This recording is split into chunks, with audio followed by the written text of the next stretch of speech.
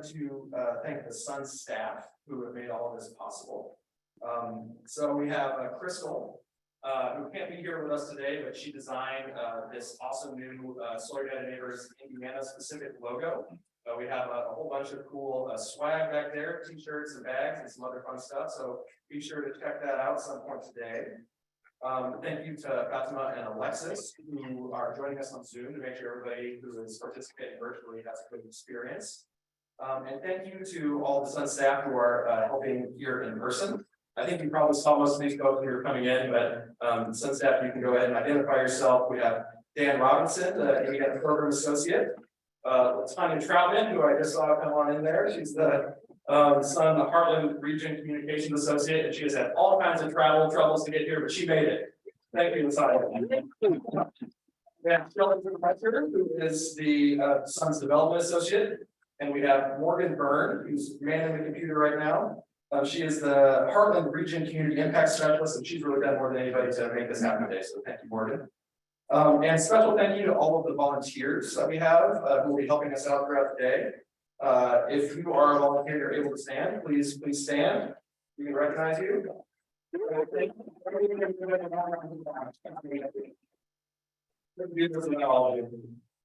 Okay, so finally, I want to thank all of you for joining us here today. It's solar supporters like you that make my job such a joy, and that give me hope that Indiana is going to have a bright solar future. So I want everybody to look around. All of you in this room joining us online today are the leading edge of a wave that is gathering speed across the country and across Indiana. It's a wave made up of people who want to transform our energy system with rooftop solar and batteries and electric vehicles and so much more. It's a movement that wants to create a clean, local, and resilient energy system that justly benefits everyone and leaves no one behind, especially communities that have far too often been left in the dust as we advance as a society. Instead of an energy system that benefits monopoly utility shareholders, an energy system that's really controlled for and by the people, and that leaves no one behind with no acceptance is what we're trying to build. So we're here today to do that work. We've got a full agenda, and I'm excited to get going.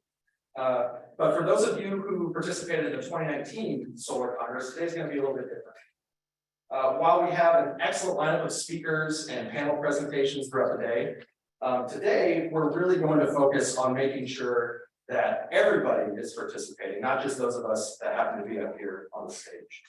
So as you may have seen in the agenda, one of our goals today is to hear from you, Indiana's grassroots solar movement, about what you would want to see in a new document that we're calling the Indiana Solar Bill of Rights.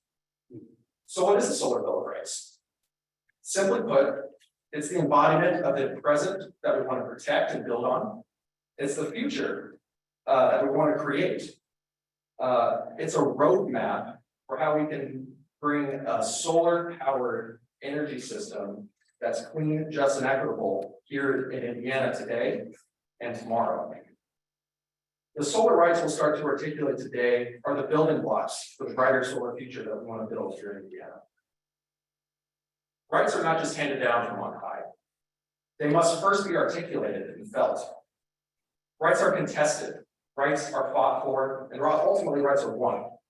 So we're fighting today for the recognition and protection of the rights that we all know we already have. And we just need to bring everyone else along with us. So the ideas and concepts that we're going to discuss together today, they likely won't be groundbreaking or new.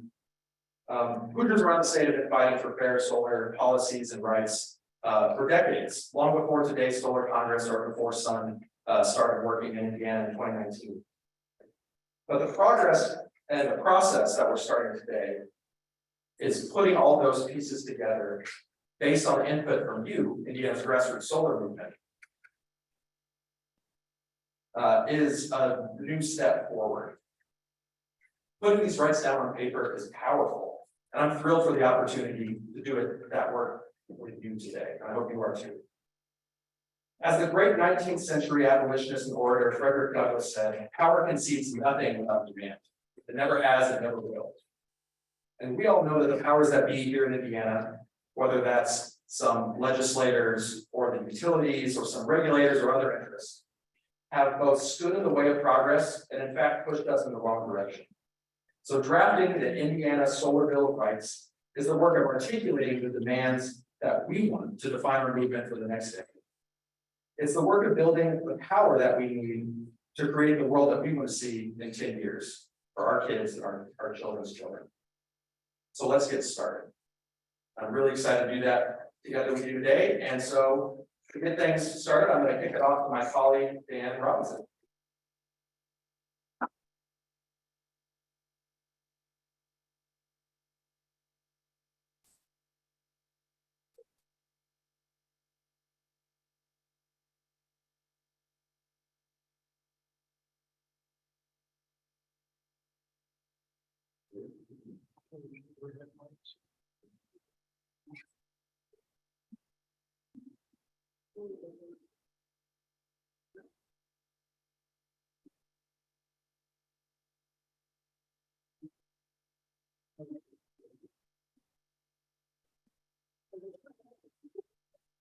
Good morning, everybody. It is such a joy to be with you here today. So many of you I've seen online and faces in the world. You're about this big, and lo and behold, you're a full-sided individual. This is great to be together in the same room. So I'm very grateful for that. As Zach said, I'm Dan Robinson, the Indiana Program Associate with Scully United Neighbors. And as Zach also said, today is a participatory day. We'll have lots of input. Well, we're going to start that participation right now. We're going to give you a chance to talk with each other and try and pump a little bit on input that will eventually create the Solar Bill of Rights that Zach was talking about. So this is a solar Congress, not just in name, but in action today. So to start with, what we want to do is we want to have you just pair off with somebody. You can talk to somebody you didn't come with today, that's fine, that'd be great. Meet somebody new, but talk to somebody you came with, that's fine too. Pair off, we're going to have you ask 2 questions. The first question is, or answer 2 questions. The first question is, what brought you here today? Why'd you come? Why did you decide to come today? And then the second question is, what do you hope to get out of today? What do you hope to walk away with? We're going to have you pair up a minute on each question. I'm going to keep you going here, timer. And the first person to answer the first question, what brought you here today, why did you come, is the person whose birthday is the first in the calendar year. All right, so go. If you're not about somebody, I'm Rosemary. I'm July. Paid staff, can you please mute yourselves? Why I can get it. They called and asked me like, so I. All right, everyone. So we are doing the same activity here, what they are doing in person. So Dan has put up 2 questions. What brought you here today? And what do you hope to get out of today?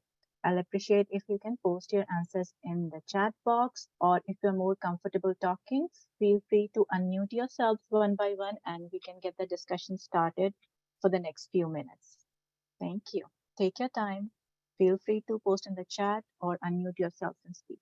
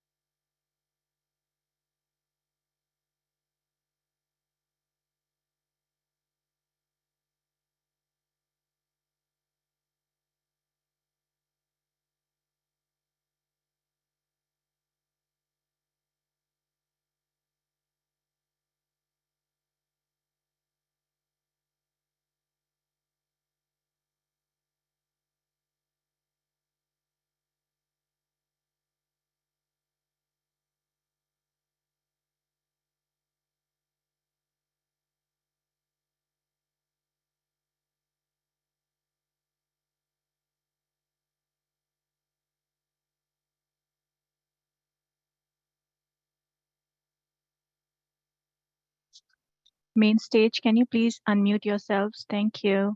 Main stage, please unmute yourself.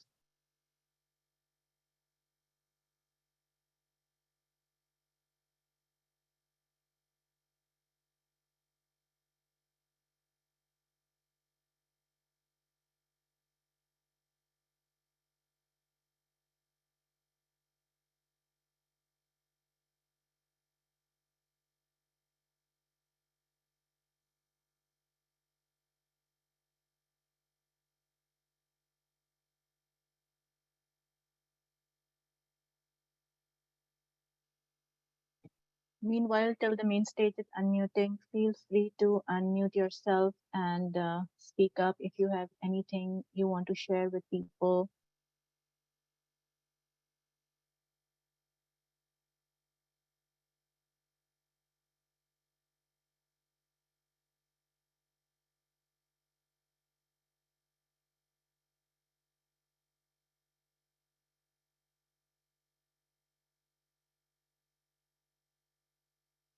They are just having the same discussion as we are having, and since there are a number of people speaking at the same time, so main stage has muted themselves, but they would be unmuting shortly. Yes, they are using the direct mic on the speaker on the stage, Jason, that's right. And the comments I'm reading from all of you, we understand that everybody is interested in the current state of solar in Indiana. People have specific questions, which specific questions to their situation. We'll be sharing contact information.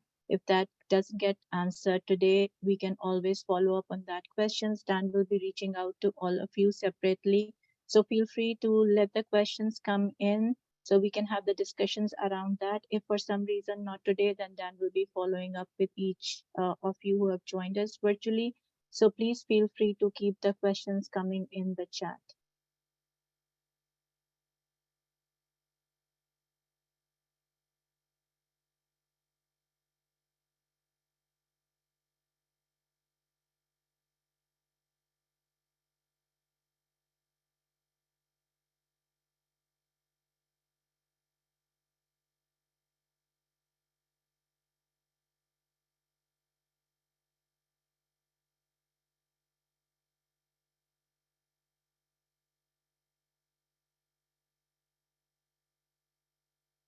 Ahead of you, man. She's already up there. She's got a second up there. Yeah, so those two windows over there on the right, the state of solar in Indiana today. The two windows in the middle are the state, are what, where do you think of when you think of solar?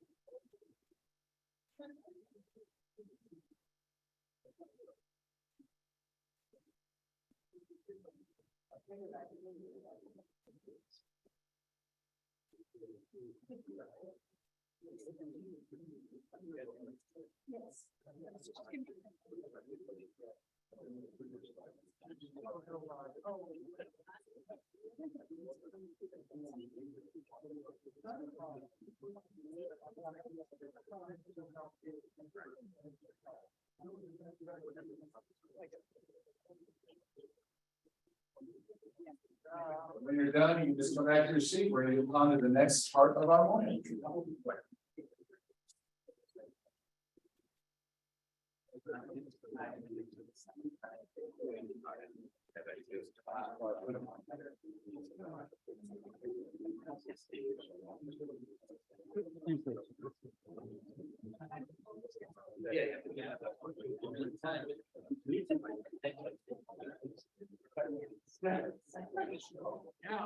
So we're gonna have 3 participatory sessions today. This is the first of those.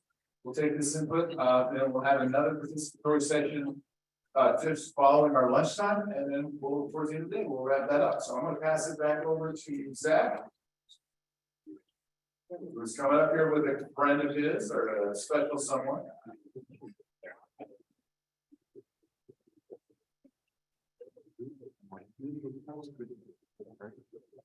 Thanks, everybody. Oh.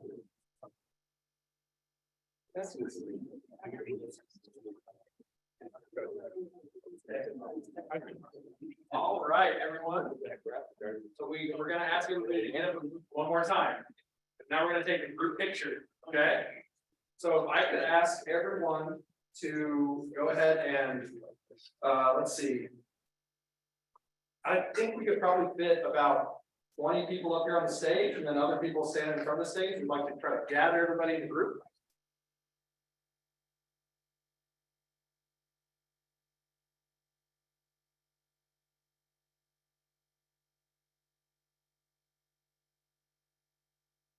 We'll start our first real presentation at 10:45. Listen good? Come on up.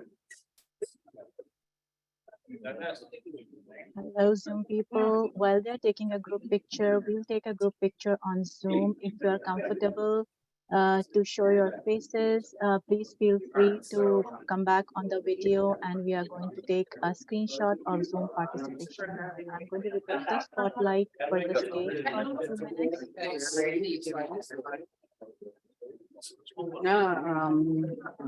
2 minutes. Yeah. Feel free to threaten people.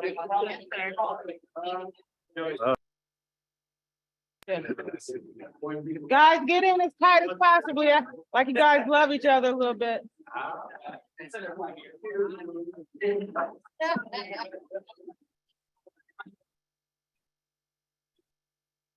They come around. I think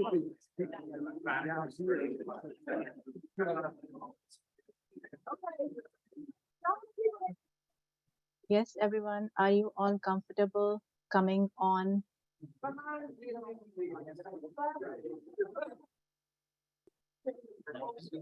Perfect. Thank you so much.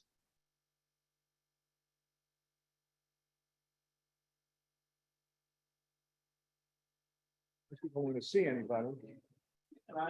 All right, so we just have a few people on camera, Last 4 people can come over. Even Leo, and but here even we like go. Leo or whatever, Smile, they can do everybody. that, but- Thank you for joining in.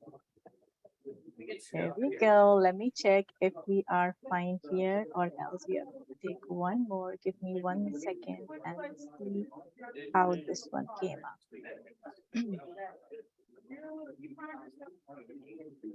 Perfect. We got a great shot.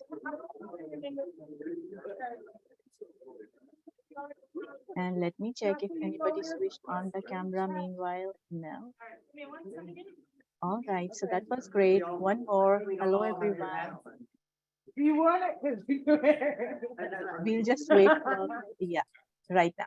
Hello, everyone. One more. Anything you guys want to do? Hey, thank you. That was perfect. Thank you, everyone. All right, so we'll wait for the main stage to complete their photo session before moving on to the next activity. Is there any way we can squeeze in just a little more? Squeeze it so I can get There should be no gaps. We don't want any gaps.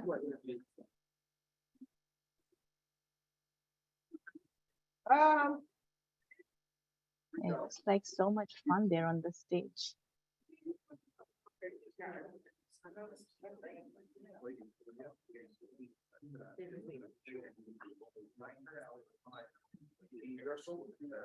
We're looking good. Yeah, we got it. All right, on the count of solar. 1, 2, solar. Okay, one for me. Do it again, guys. 1, 2, solar. That's more than one. Thank you, guys. We're good. And just FYI, that was Latonia. She's a wonderful community engagement contact here, working in Indiana, supporting Zach, Dan, and the Indiana team. And I guess Training. are almost at 10:30 mark.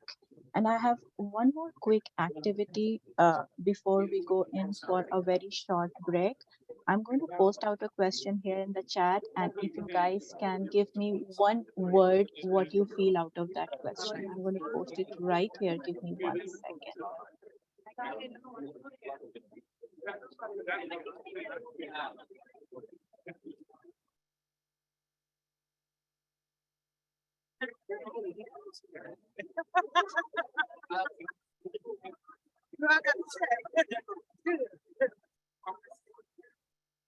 So the question is, what you think of when you think of solar? Just one word. If you can just write it in the chat for me, please. Thank you. What do you think of when you think of solar? Just one word.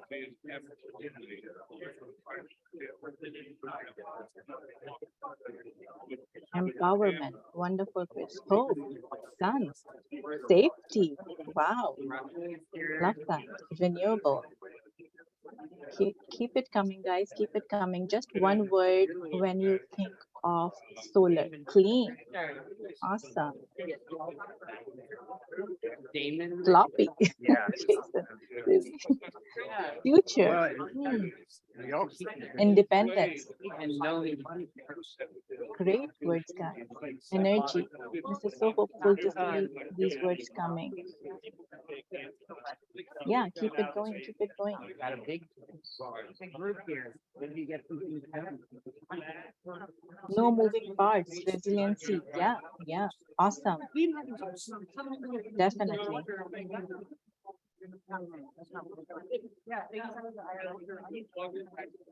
Anyone else?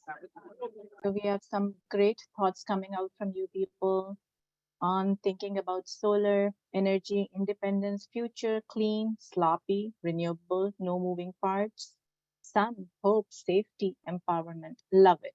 Thank you, guys. And then just the last question for this activity is the state of one word again, just one word on the state of solar today in Indiana. What do you guys think of that? The state of solar today in Indiana. Just one word. Let's see. How do people in Indiana feel about it? Increasing, disjointed, restricted, yes, sad, terrible. Yeah, Jeff, that's why we are here to figure out what can be done. Sloppy again, Jason, definitely we need to work together on this. Resisted, awful, infancy, potential. Very, very good, Christina. I think that's a good one. And we can definitely work on that together. Anybody else on the state of solar in Indiana?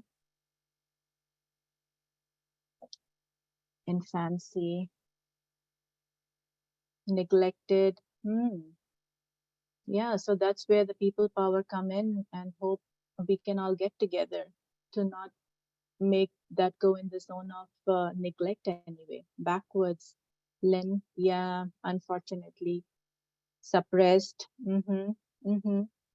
So I think all these words are giving us great points of discussion, and your point of view as to how you all feel, and you are really here for a reason is definitely showing up from both these questions. And we hope that we can get into some fruitful discussions today and hear about the people who are doing groundwork. We have some amazing presentations lined up. So hopefully all these words which you are putting up here definitely show that you are all interested in those discussions. So make sure you are here and attending those discussions. We have about 10 minutes break till people come back on stage for those presentations. And the first session we have right after the break is creating a brighter solar future in Indiana with Zach, who is our Solar United Neighbors Indiana Program Director, and Ben Inskeep, who is the Citizen Action Coalition Program Director. So I'm sure all of you are looking forward to that presentation as much as I am and the discussion following that. So we'll be starting at 10:45 in about 10 minutes. So if you feel like grabbing a drink or taking a break or just getting up and stretching, feel free to do that. I'm very much around. If you have any questions, anything that comes to your mind, please use the chat to put that in so that we can go over that later and our Indiana team can follow up with each of you. Again, thank you for joining us, and we'll resume at 10:45 for the first presentation of the day.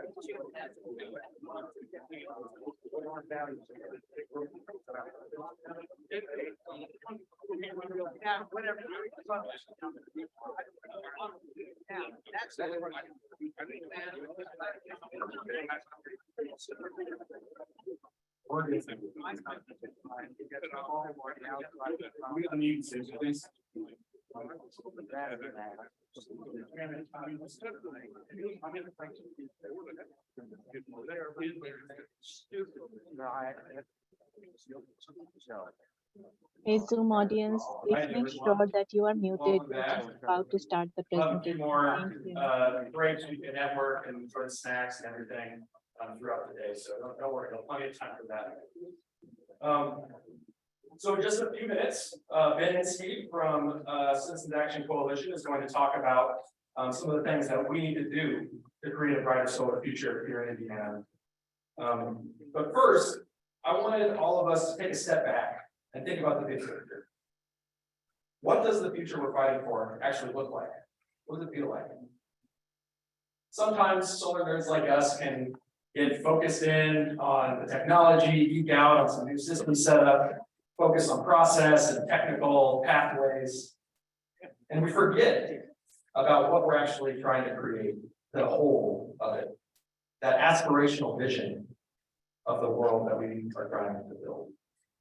So I want to do one more group exercise, but this one is just for you, just quiet. Let's take 30 seconds to close our eyes and think about that vision. What does the world we want to create? A world with a clean, just, and equitable energy system. We got solar at the cornerstone. What does that actually look and feel like? So you're not going to share this one. This one's just for you. We'll take 30 seconds starting now. Close your eyes and imagine that world.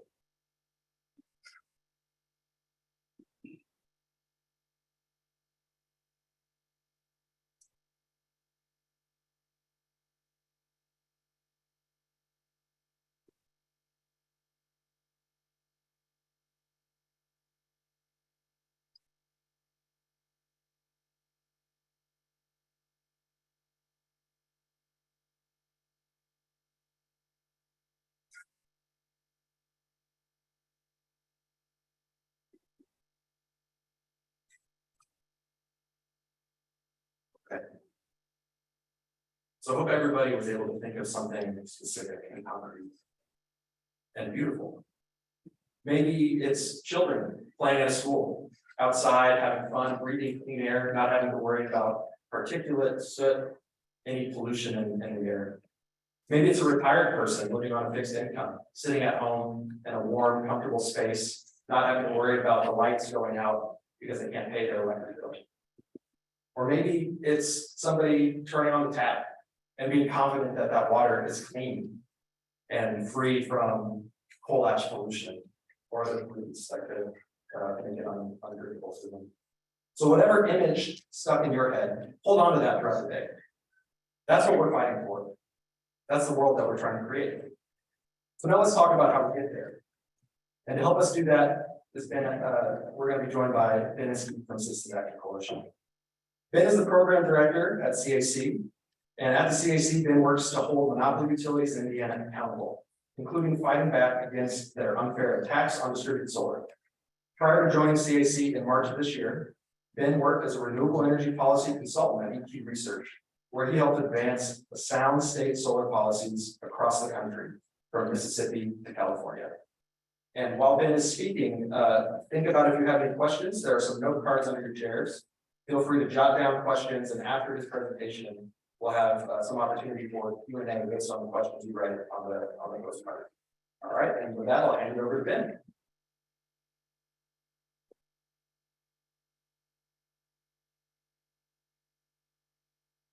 Thank you very much, Zach, and thank you, Solar United Neighbors, for having me today. It's great to see so many enthusiastic people in the crowd here on Saturday to talk about solar, folks that are inspiring to me and my mission, what I do every day. So thank you for being here and being part of this conversation. I am at the Citizens Action Coalition. We're an Indiana nonprofit. We're a consumer and environmental organization. And as Zach said, we work to hold utilities accountable. We're a utility watchdog, among many other things. So we're active at the General Assembly, we're active in front of the Indiana Utility Regulatory Commission. We're fighting for good energy efficiency policies, rooftop solar policies, and making sure our utilities are being fair to consumers.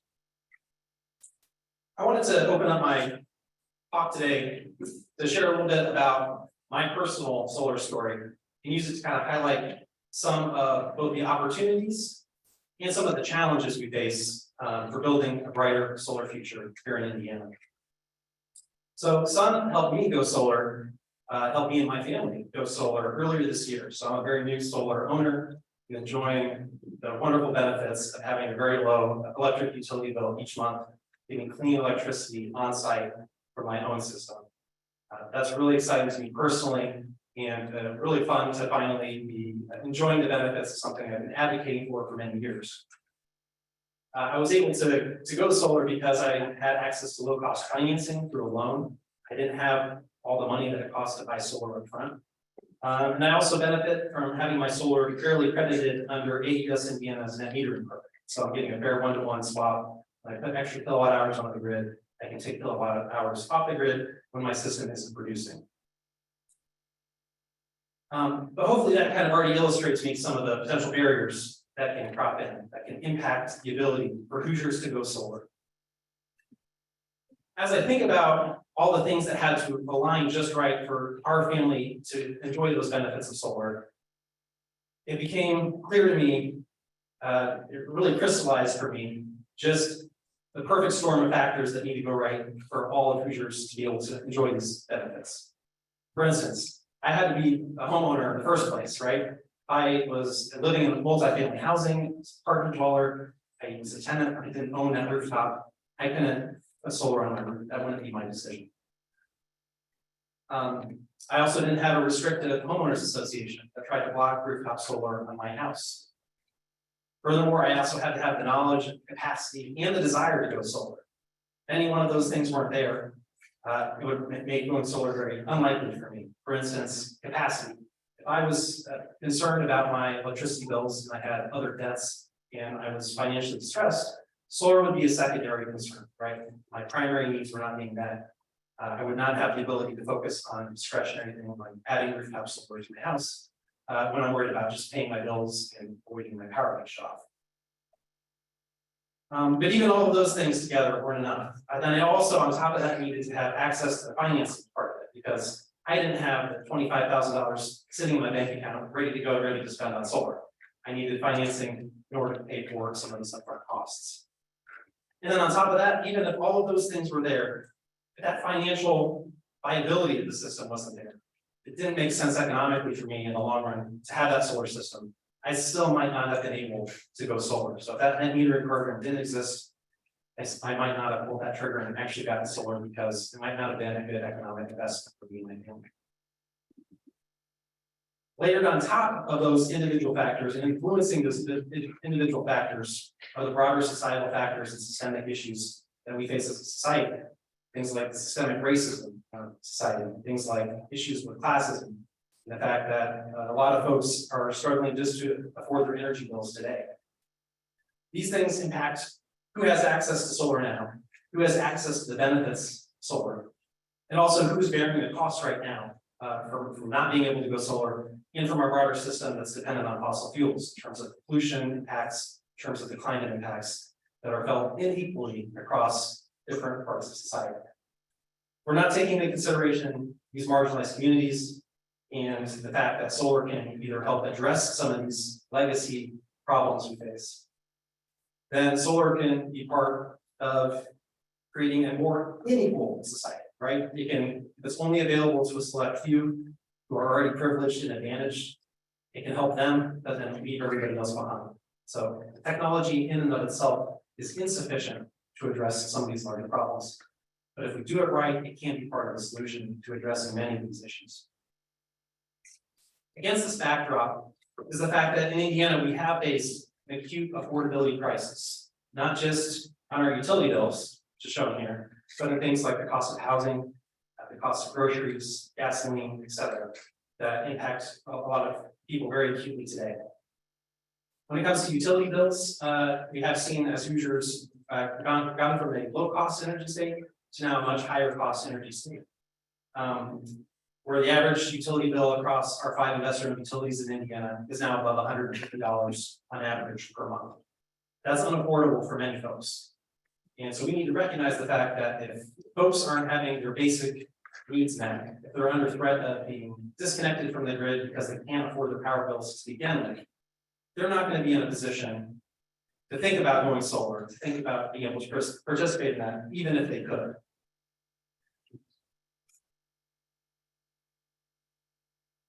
The good news is that Hoosiers, by and large, they want to go solar. They want this to be a solution in their community that they can personally benefit from, that their organization, their church, their government buildings, business, they can benefit from as well. A lot of folks really want not just to be able to benefit from it, but for our government to be able to invest in it. 74% of Hoosiers said they want our government to be able to actually fund rooftop solar for residential customers. This is a very popular technology. It's a very popular solution that enjoys broad-based support for rural and urban consumers. It enjoys support across both political parties.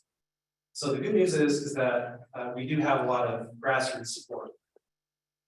The bad news is that our policymakers don't always listen, and that's what I'll get into shortly. But first, some more good news. In Indiana, we are seeing an incredible boom when it comes to the large-scale solar systems across the state. You might have noticed this yourself, just driving around Indiana or in your communities. But we are seeing quite a significant boom in interest for large utility-scale size systems. In fact, Indiana is now number 3 in the country, only behind California and Texas, when it comes to large-scale solar that's in development. And excuse me, the advanced stages of development are already under construction. So we are expecting between now and 2025 to see massive boom, massive build out in utility scale solar. And that's going to help us do things like close down our coal plants and move our energy system more generally to cleaner solutions. I would note one key part of that is the fact that we have a process called integrated resource planning at our utilities that allows stakeholders like the Citizens Action Coalition and other stakeholders in this audience to participate directly in that utilities planning process. So one of the things we do is participate in all of those 5 all 5 investor utilities integrated resource planning process. We make sure they're fairly considering solar. They're not putting artificial barriers on it. they're using fair cost assumptions, and that they're evaluating it on an apples-to-apples basis with other sources of generation. And the good news is a lot of utilities are finding that solar is a much more cost-effective solution than things like continuing to operate their very old polluting coal plants. What we've seen in front of the Indiana Utility Regulatory Commission now is over 40 utility scale or large scale solar projects asked for approval to be able to locate in Indiana. This is over 8,000 megawatts. That's a huge amount of capacity that would be added if all of these projects move forward between now and 2025. NIPSCO by far is, I think, the leader in the state in terms of utilities moving away rapidly from their coal-fired power plant fleet to cleaner solutions, including a large build out of solar. CenterPoint, I would say, is probably close behind them. And then the rest of our utilities are taking maybe a more leisurely pace, which we're working to change. We've also had some success historically when it comes to distributed solar. I think a lot of folks in this crowd might have solar on the roof or are excited to put solar on the roof in the near future. Maybe you've already gotten to participate in the benefits of the net metering program offered by your utility. You can see from this chart right here just how rapid that growth has been, particularly in the past 5 years, with these small scale systems on rooftops of your house, on families' houses, on businesses, churches, and all the benefits that you can imagine that's bringing. However, this net metering program just came to an end in Indiana, effective July this year. So for all 5 of our utilities, net metering is no longer an option for new customers that want to go solar. As a reminder, as a refresher of this policy, the old policy, net metering, which many folks here have already invested in solar, they get to keep their net metering policy for at least another 10 years. That policy lets you put energy onto the grid. You take energy off the grid and you even one-to-one swap. So each kilowatt hour extra you put onto the grid, you can take one off the grid at no extra charge. The new policy called excess distributed generation, though, is a much worse and much financially worse policy for consumers because every unit of electricity you're putting on the grid, you're only getting credited around 5 cents per kilowatt hour. Every unit you take off the grid, you're paying for something closer to 15 cents a kilowatt hour. So you're only getting 1/3 of the credit you used to get if you now go solar. And that's going to really hamper the economic viability of solar going forward for these small scale systems. One of the bright spots that we have seen a lot of success in the past is having solar sited at our schools, which is a great way for a lot of our school systems to have stability on the bills, to also have to save money on their power bills, and to also have a great opportunity to practice what they preach in terms of having a solution right on site, learning opportunity for students, and for students to see what their school is doing to address the climate crisis. Looking forward to today to hearing more about solar on schools in the upcoming presentation this afternoon. Of course, we know that there's a lot of challenges that we face as Hoosiers. We have a really hostile policy landscape today. We have a government that doesn't recognize a lot of the systemic injustices, but a lot of the needs of our marginalized communities. It doesn't recognize the fact that we're in an affordability crisis when it comes to things like our power bills that have been spiraling out of control for years. Like I mentioned, we've seen net metering policy come to an end in July. That makes the financial viability of distributed solar going forward questionable. We also see financing barriers today in the state. A policy called third-party financing or power purchase agreements that many other states have allowed, that have opened up solar to many more types of customers, is currently not allowed in Indiana. It has been kept from being a policy by powerful monopoly utility interests that don't want customers to be able to finance rooftop solar and do it in a way that works for the bills. We also have a situation where customers that don't own their home or don't control the property, they can't participate in any other meaningful way to directly benefit from solar, such as through a community solar program. And I'm excited to hear from Zach later today about community solar in Indiana and about that potential we have to open up solar to far more types of customers. Anybody who rents their house, people who can't put solar on their property, maybe because they have a tree that shades the roof all the time, maybe the roof isn't suitable for other reasons for solar, and many other types of customers, such as commercial customers that are tenants in their building, don't control the property, and can't site solar there even if they wanted to. community solar can unlock new ways for people to directly benefit from solar. That's currently prohibited in Indiana today. And then finally, I'll point out, we do see a lot of location restrictions that prevent solar, large and small, from being able to be sited. So this would go from everything from your local homeowners association that might have restrictive rules on what you can put on top of your roof and where you can put it, to large scale solar being increasingly difficult to site in Indiana due to local ordinances and zoning prohibitions that can make solar illegal or practically impossible to site due to some of those restrictions. But as a reminder, we have seen historical successes in Indiana. Good things are possible, and they have been possible, and we have done them in the past. I'll just point out a couple things on the slide. I won't read through them all. But we did expand net metering in Indiana under a Republican governor back in 2011, under Governor Mitch Daniels. And in this past legislative session, we saw House Enrolled Act 1196 be enacted and signed into law, thanks to the work of folks in this room, including Joey Miles. Joey, raise your hand back there. Been waiting for the 6-year battle to get this law passed. So good things. I think that's a good example of how one individual who's really passionate, who motivates their community and rallies people around them, can make change, even overcoming significant barriers year after year to get that change to happen. And we do see some positive movement at the federal level as well that can help us here in Indiana.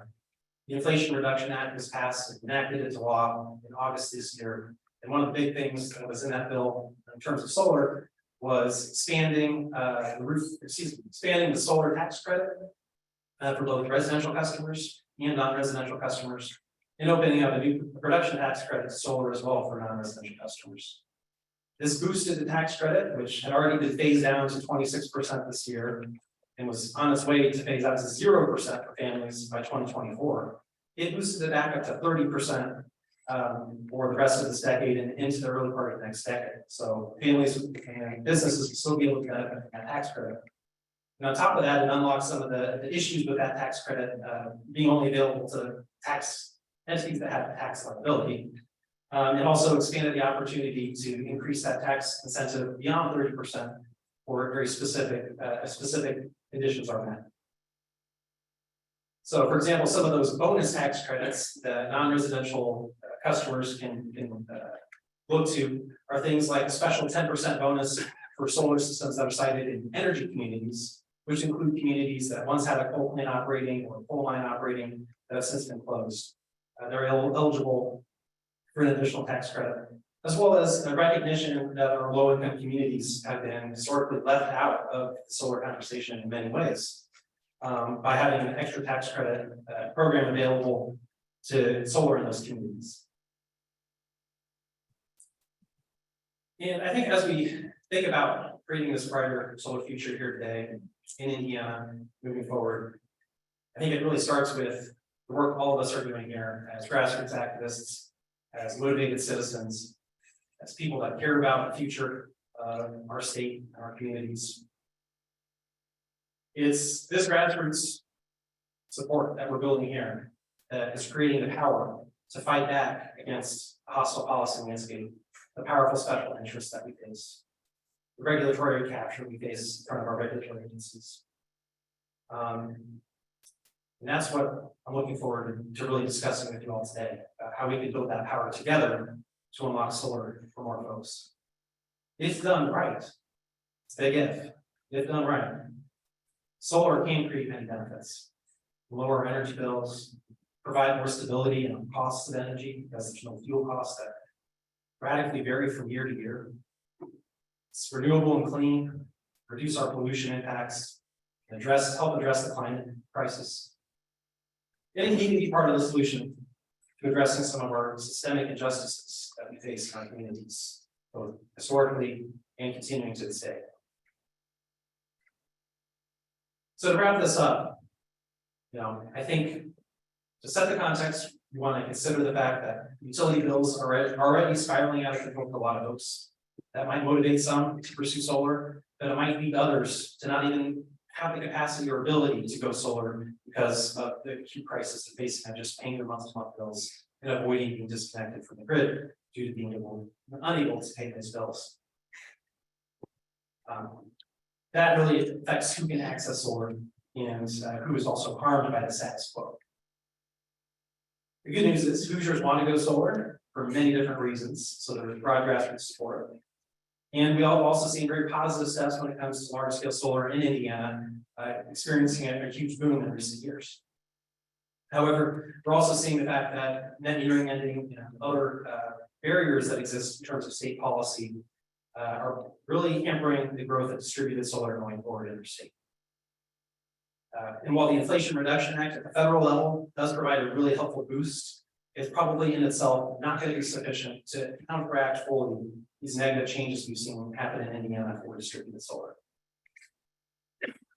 So I'll leave you with this question. I look forward to answering your questions, discussions with future panels here. But how can we work together to build power together that we need? So that solar isn't only a renewable energy solution, but can also contribute as part of the solution to addressing a clean and just energy transition in our state. Thank you.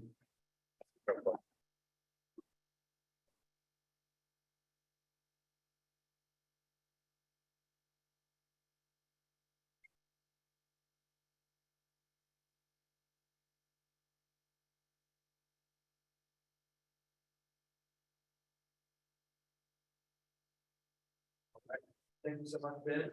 Everybody hear me okay? Everybody. Can you hear me okay? All right. Thank you so much, Ben. As I mentioned earlier, if you have any questions that you would like to ask, please write them down on note cards that are under your table. We'll hold it up, and some staff will come by and collect your questions. We'll try to get to as many as we can up here. While you all are doing that, I had a couple of questions to start. So Ben, you talked about some of the specific barriers that reinforce racial and economic inequities in the energy system. So what are some concrete steps that we should be taking in the near term or the medium term to make sure that all? So first I would say is that we need to bring communities in. That's all right. I'd say first and foremost, we need to listen to these communities that have been impacted and bring them into the conversation, not presuppose what their needs are, what their wants are. They need to be part actively of the solution, they need to be centered in this whole conversation. So having a more inclusive environment, I think, is a huge point that we need to make sure as advocates and as activists, as folks involved in the grassroots, that we're having an inclusive community to begin with that can address the actual needs of the communities that we want to help. So I would say a lot of other states we've seen progress on this in terms of specifically addressing the challenges as opposed to just kind of hoping they get better by just kind of generally having beneficial solar policies that are just very general in nature. So for instance, other states have specific programs that incentivize or provide additional incentives for low-income customers that meet certain income thresholds.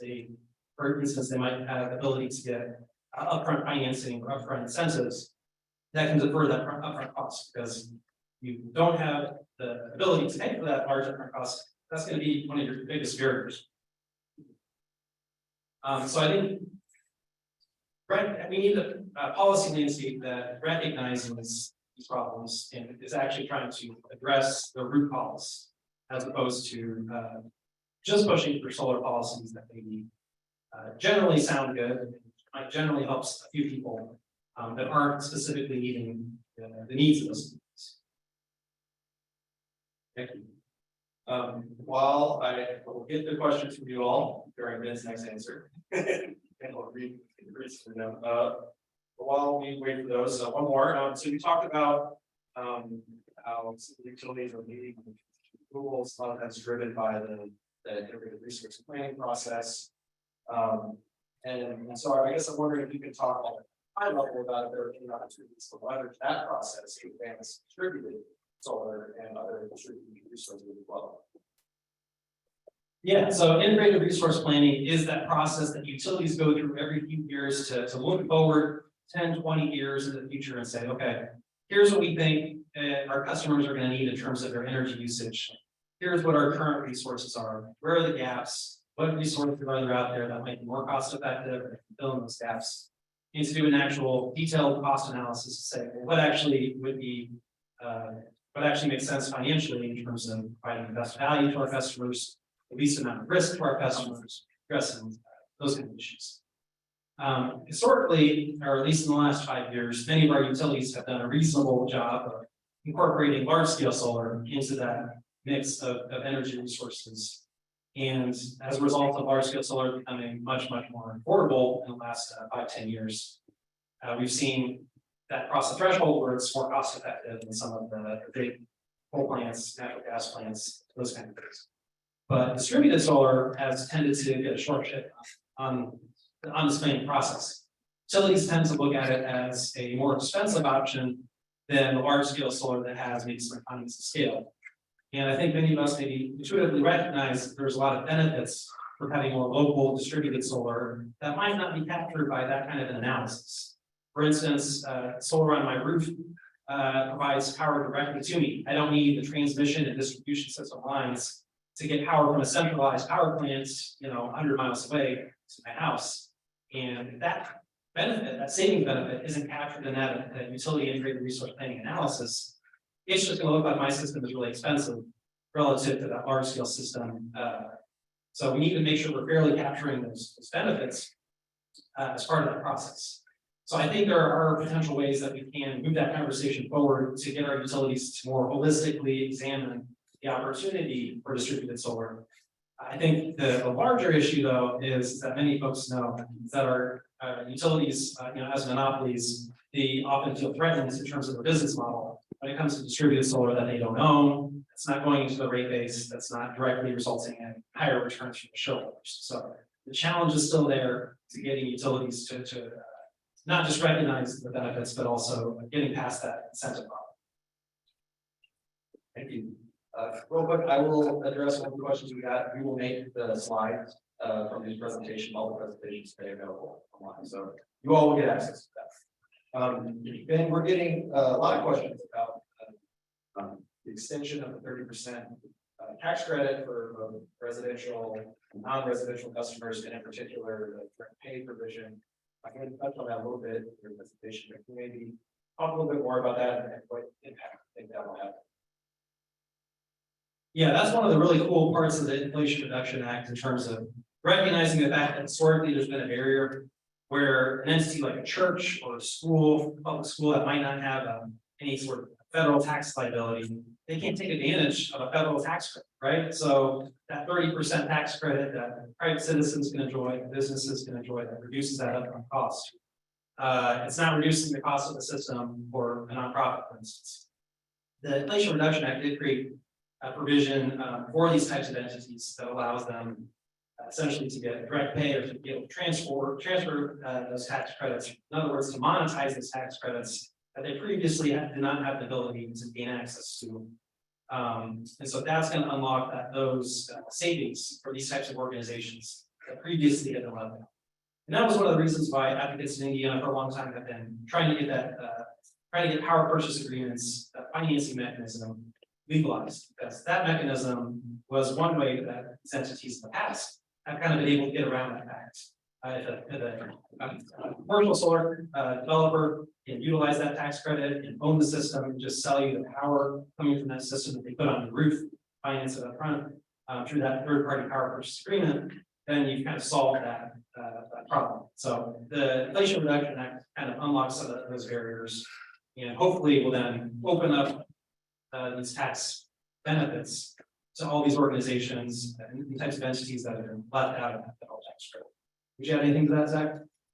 Well, I think that was a great answer. I think the one thing that I would add to keep it forward-looking, while we're very excited about the direct pay provision, we were definitely disappointed to see that that's only available to non-residential customers. So we'd really like to see that provision extended to residential customers as well. So that individuals who don't have tax liability benefit from the tax credit, and also maybe can't wait until the taxes, you know, they would get a refund to actually benefit from that, to really help the same going forward. So that's something that we're still actively working on, and hopefully advance in the future.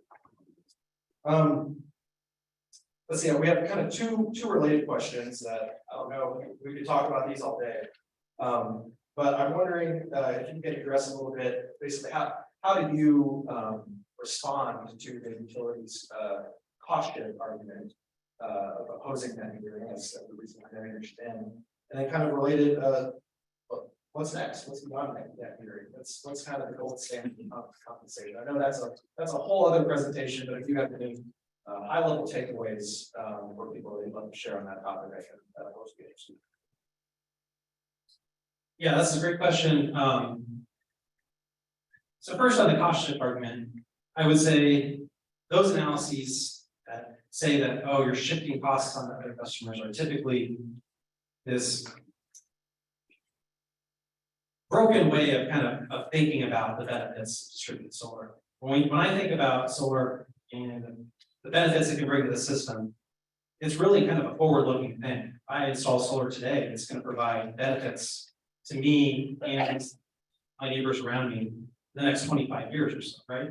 And so when I think about what are the costs and benefits of that, you really have to look forward in time and say, well, how much, what can that solar do in terms of offsetting potential investments by the utility? What can that do by the fact that we're now having a more distributed system that's less reliant on transmission system? How can that potentially increase reliability and resilience in the future? I add battery storage to my system, and in the event of a blackout or in the event of an outage, I can be a resource to my neighbors and my community by having power at my house and be able to help people charge their phones and get warm, take showers, that kind of stuff. So I think there's a host of benefits that this kind of narrow utility analysis overlook. We can get much more wonky, but I'll keep it at that for today. Looking forward, I will say, right now we have a case before the Indiana State Supreme Court that is looking at this excess distributed generation tariff, this replacement policy for net metering. And that case is going to be really pivotal in determining the future of solar in Indiana at a distributed scale, and determining the financial viability of distributed solar. If utilities get their way, each and every kilowatt hour at any moment in time, however small that moment in time is going to get that really low compensation. If advocates are victorious in the Supreme Court, it's really going to mitigate that damage and allow you to continue to offset your exports to the grid, what you're using from the grid during that monthly billing period. So you still get a lot of the benefits that might have existed under net metering, and you're only going to get that lower compensation rate or that net excess at the very end of the month when they tally. So going forward, we have an incredible amount of uncertainty right now because we don't know how that Supreme Court ruling is going to look. We're waiting on it right now, and 4 arguments have already been heard. But then going forward, thinking about more broadly, we need to do things like expand our distributed solar to things like community solar, to things to also have these conversations about, well, excess distributed generation. If that curve is interpreted how the utilities want to interpret it, it's not going to be a viable mechanism to have a sustainable growth in terms of our distributed solar state. So we need to reopen that conversation to make sure that we're fairly compensating this.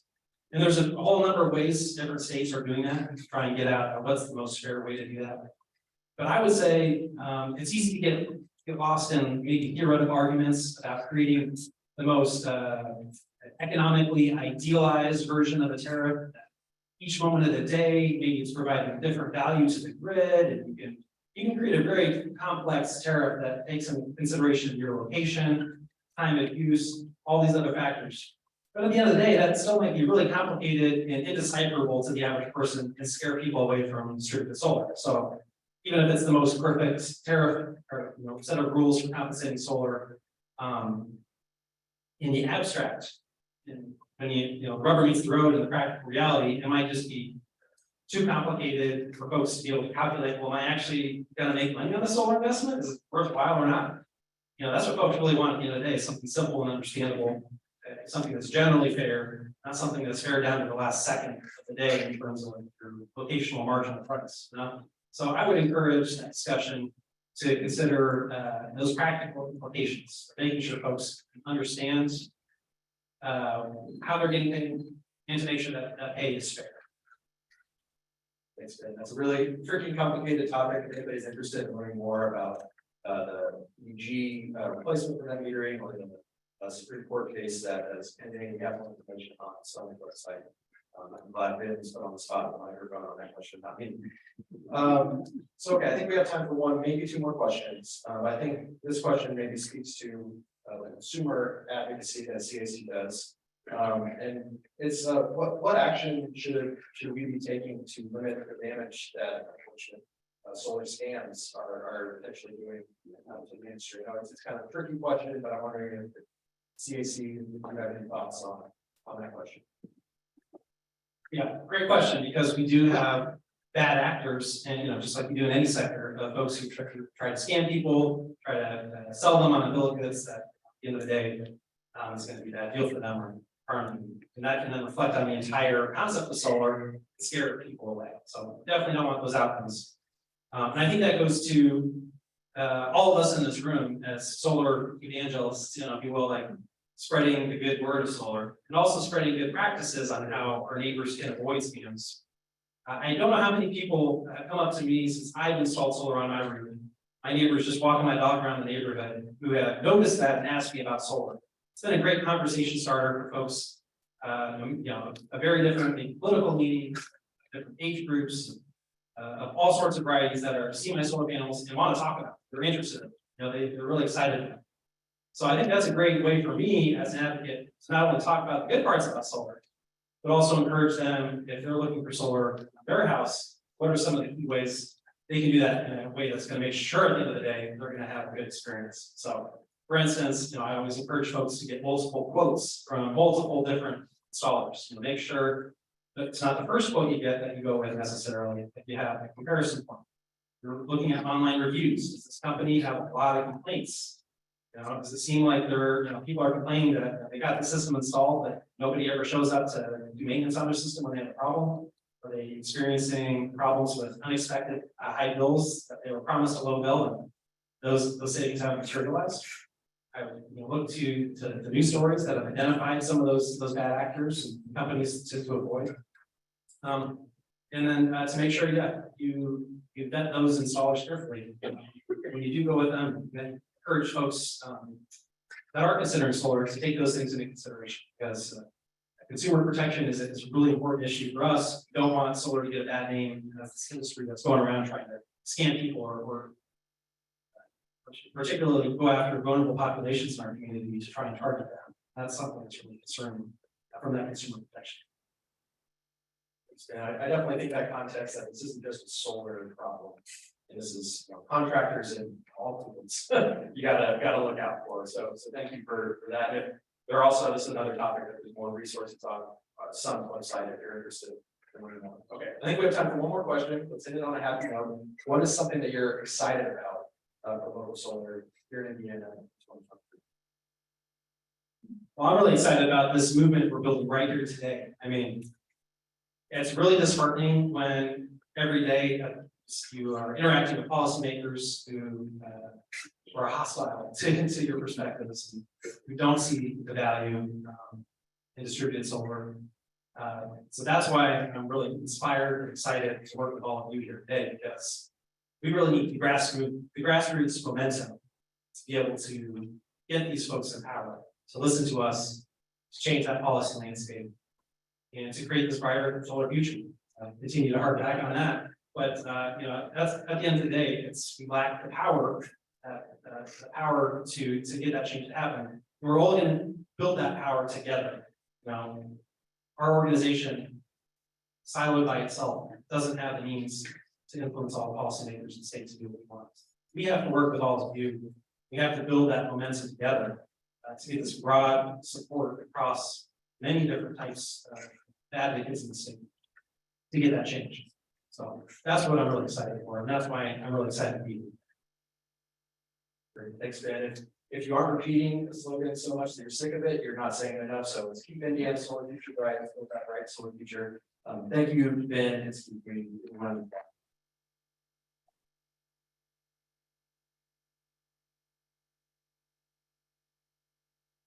Thank you to all of you for asking such phenomenal questions, both here in person and on Zoom. Sorry we couldn't get to all of them. But a lot of them were kind of questions about Sun's work and what we do.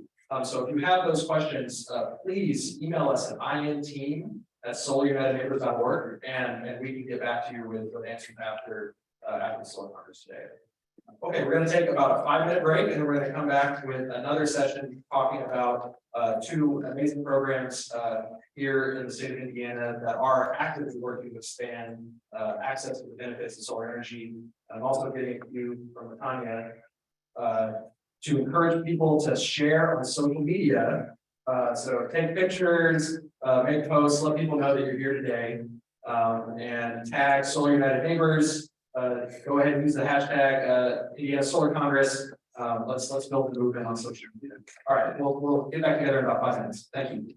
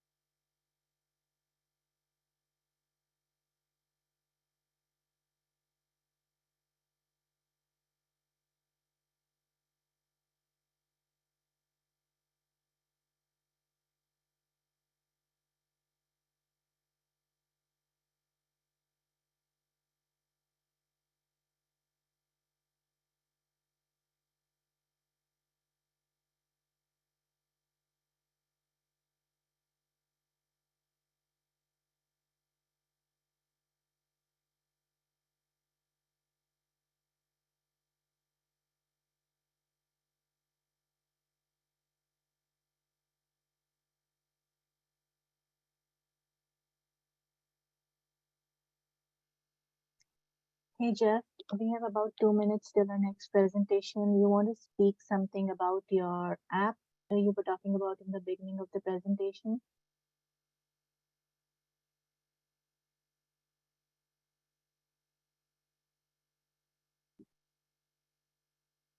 Jeff, are you there?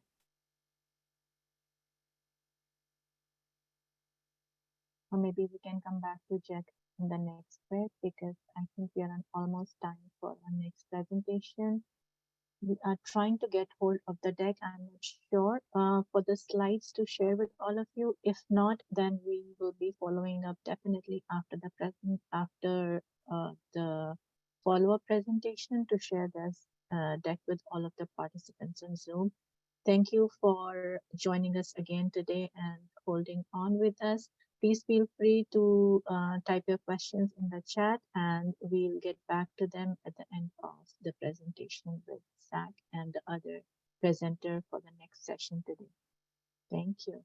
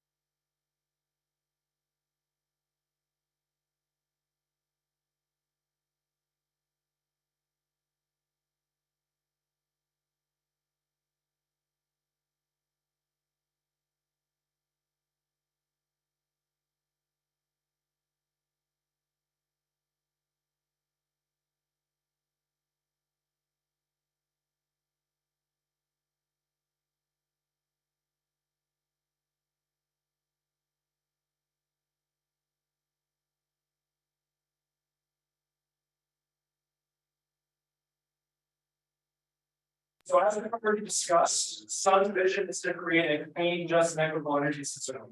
That's a vision rooted in the concept of energy democracy, where people and communities have control over where their energy comes from. It also means that everyone benefits from a more local, healthy, and resilient energy system. Around the country, Sun has helped well over 100 families install solar energy systems who couldn't afford it on their own, including 10 families right here in Indianapolis who received grant funding for rooftop solar systems in 2020 and 2021. One of those families also received the Tesla Powerwall for battery backup at no cost to them, thanks to the generosity of a private donor. So equitably expanding access to the benefits of local solar is core to our mission and the world we want to create. So in this panel, we're going to learn about two local models here in Indiana for expanding access to solar benefits, both in the form of helping people install rooftop solar systems and also working to put the soul in solar power by ensuring that low-income communities of color are also able to benefit from the local jobs created by the solar energy transition. So first, I'm going to start by showing a video from Indiana Solar for All, and then I'll introduce our first speaker.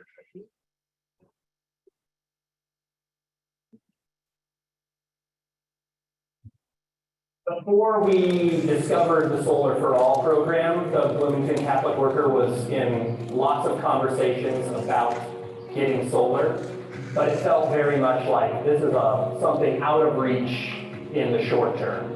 So the Solar for All program was key for us to get solar installed on these three houses.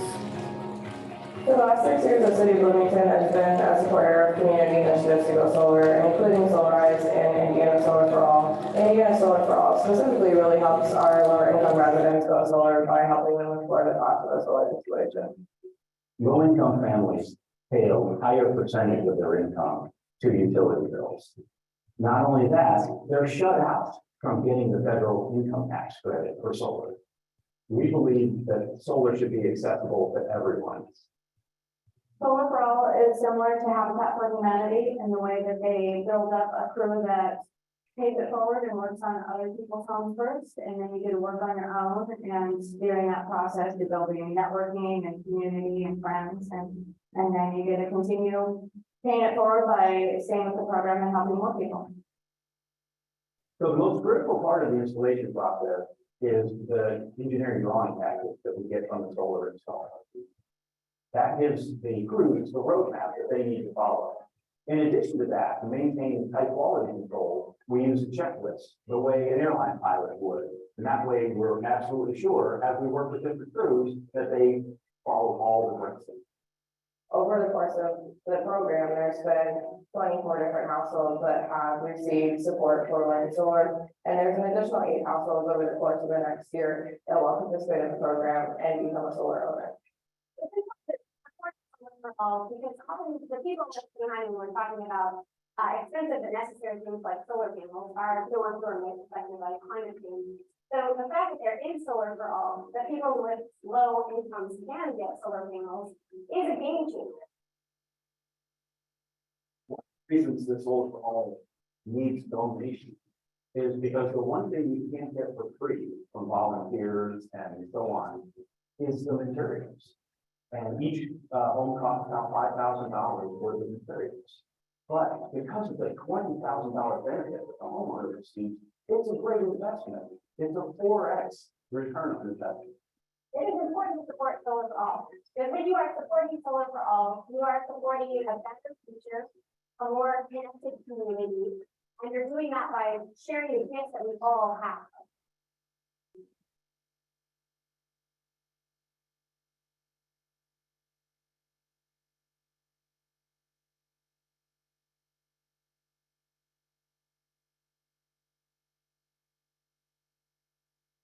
Right. And so here to talk a little bit more about the Indiana Solar for All program is Hedin. Anne went solar when her granddaughter was born in 2012 at the beginning of a heat wave. Members of the Solar Indiana Renewable Energy Network, or SIREN, advised her through the process, and she has been volunteering with the group ever since. Anne is a founding member of Indiana Solar for All, and next year she will be co-chair of Solarize Indiana. I'm gonna pull up Anne's presentation while she comes on up.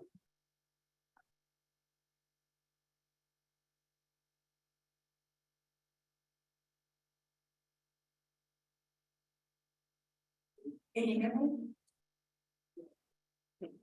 Great, great. I wanted you to see and hear from solar for all participants before you hear from me, so that you can catch the spirit of the program and get a feel for how it all comes together. But I do have to correct you. The video says that we have installed 24 installations, but that was before the 2022 season. This year we did even more, so the current total was 32. The other point is more of a fine tuning point than a correction. You heard Dora Knapp, the first speaker, describe the program as being like Habitat for Humanity for solar. And this is a convenient shorthand, but it's not altogether accurate. Like Habitat, we rely on the participants and other community volunteers to do the physical work and the program work in the back as well. And that eliminates most labor costs. We also have the same eligibility. This is a slide. We also have the same eligibility threshold for our applicants as Habitat for Humanity does. A household income below 80% of area median income. There are 2 points of difference though. Habitat homeowners pay their own construction costs through a mortgage. 90% of solar for all participants receive a grant of free materials and consulting services to cover the cost of a standard 3 kilowatt system. If they choose to upgrade some component, or if remedial wiring work, for example, has to be done before the installation can occur, they pay for that themselves. The other 10% of our participants are self-pays. They're people who don't meet the income limits, but they want to go solar on a DIY basis. And they pay for their own materials, but they have the same sweat equity requirements of $8 as those who receive an awarded system. The final difference is that Habitat has a permanent paid staff, and we don't. We really are volunteer run. The only one who gets paid anything is our talented volunteer coordinator, Stacey Decker. Her family was in the first cohort in 2018 and kept on volunteering long after they had satisfied their requirement. We finally browbeat Stacey into building the program for a few hours at a time where which repeatedly on a part-time basis.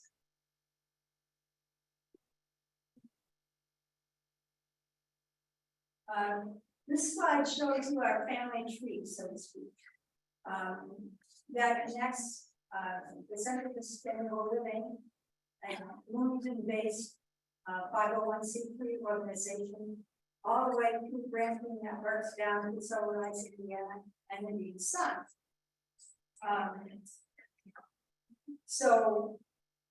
Indiana Solar for All started out as an initiative of Siren, the Solar Indiana Renewable Energy Network. And it is now a project in its own right. If there were more time, I'd love to tell you stories from the family history. But what I want to focus on now is how ISFA gets its funding. And that's in that top 14. Siren organizes a group buy that is designed to be a win-win for consumers and installers. It offers free solar 101 type education to anyone in the 6-county area surrounding Bloomington. And it runs a competitive bidding process with local solar companies. Gaining access to the group of educated potential buyers cuts customer acquisition costs for the winning bidder. getting a renegotiated volume price from a vetted company takes the hassle and uncertainty out of going solar for the consumer. Siren monitors the installer's performance to up the trust factor. We call this the easy button way to go solar. As installations are completed, the solar installer donates a small amount of money per contracted kilowatt for the benefit of Indiana Solar for All. Historically, this accounted for about 90% of our income each year. The rest came from individual donations, fundraising, and most recently, grants. The end of net metering has seriously impacted the Solarize revenue stream. So we have doubled down on grant writing, and we are waiting eagerly for the Inflation Reduction Act to be defined operationally next year. We are hoping that this solar Congress will give us a chance to network with other people who are researching the IRA and preview the direct pay provisions of the tax credits as they apply to nonprofits. At this moment, I'd like to ask Woody Bessler to raise his hand. This is the gentleman you saw speaking in the video. There are two of us here to gather any input that you want to give on these points. So please look for us. We got a chance.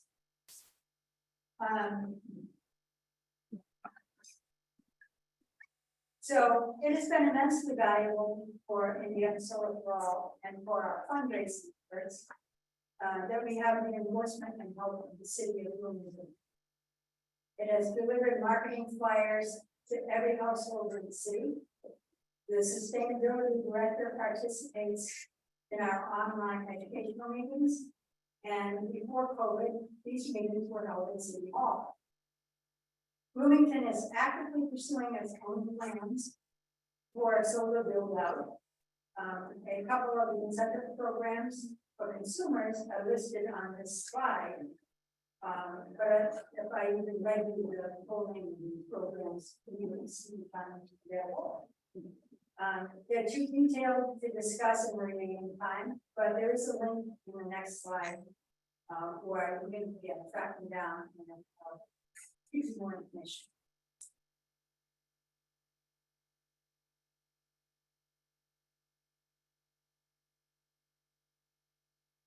I will close by saying what you all know. Expanding access to solar for low-income homeowners will be a marathon, not a sprint. But both it's a matter of social justice and of simple practicality. We have to make the effort. You can't decarbonize the grid by leaving out half the population.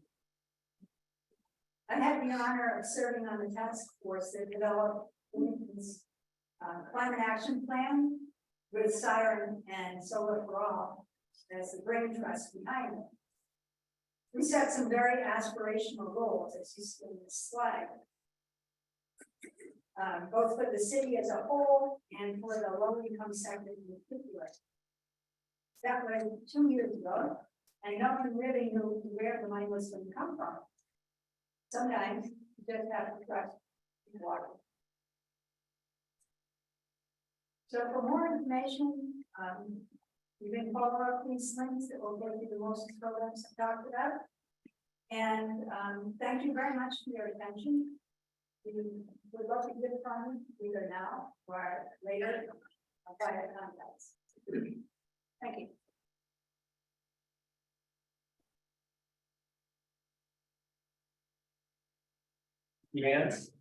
And like I said before, these slides will be available on some websites, so you'll actually be able to click on these things to use or choose. All right, next up, we have Donnita Scully.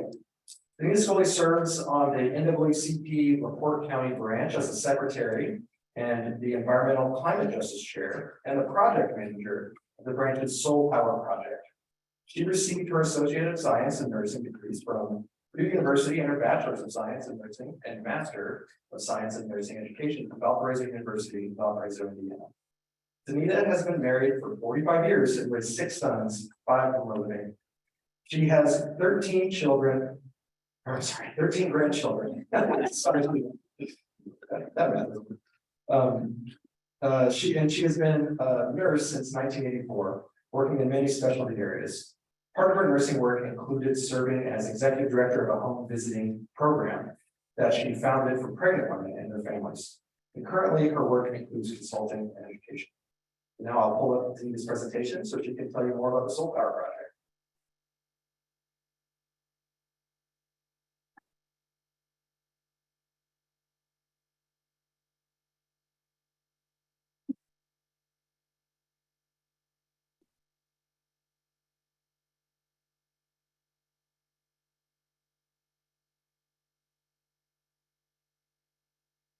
Good morning. Good morning. Still morning, right? All right, so, how did I get from being a nurse in education to doing solar? And so I would just say to you that when it comes to education, for me, I sort of shift according to the needs of the community. So whatever the needs of the community are, I believe that I'm gifted in the area of education, and so I just go right into that capacity. So here we are. I am the project manager for the Soul Power program. This is our class that we just recently had. They were in training outside of our classroom. And we'll just move around, if that's okay. That's all right. So what we hope that you will gain from this presentation today is that you will be able to understand the fight that we must win in terms of the NAACP, the LaPorte County grants individually. The background related to economic justice, what is soul power? Soul power's evolution and where we're going, and then a summary and any questions that you might have. What is the plight of the soul power program? And the plight is that we must work to expand access. And we have heard that word already over and over again about access. And so we as the LaPorte County branch and the people that we serve must expand access and participation in markets for Black workers, consumers and business owners. And we must create more paths of entrepreneurship through building infrastructure. Why is that important for us? And as we'll go on, I'll tell you, and I gotta really be quick here because I can be kind of long-winded and I know I have a little bit of time.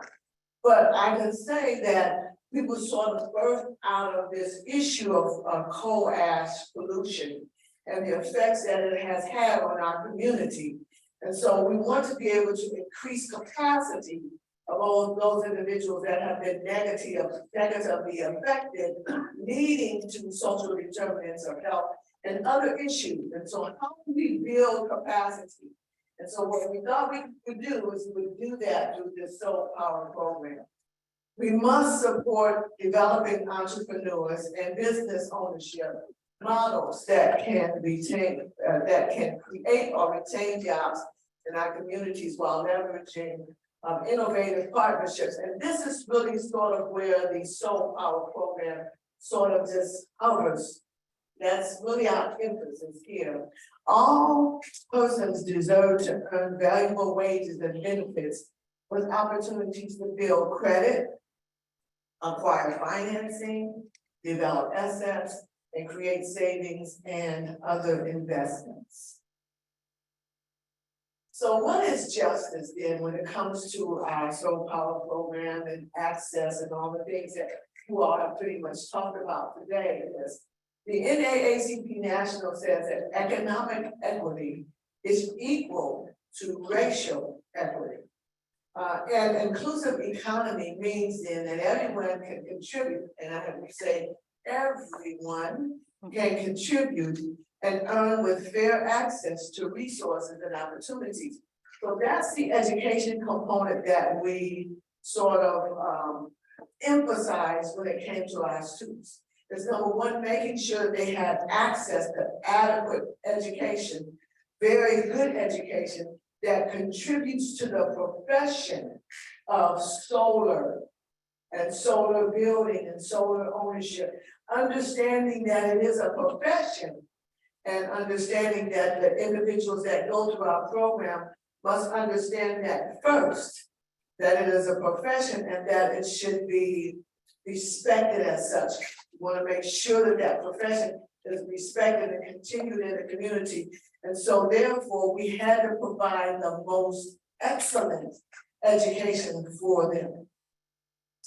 That Black people must be able to contribute to the economy as workers and consumers, but also as owners with the same access to resources and the opportunity for success. So as we talk about them becoming entrepreneurs and owners and such, the education that they provide will make sure that, will hopefully make sure that they respect the profession of solar work.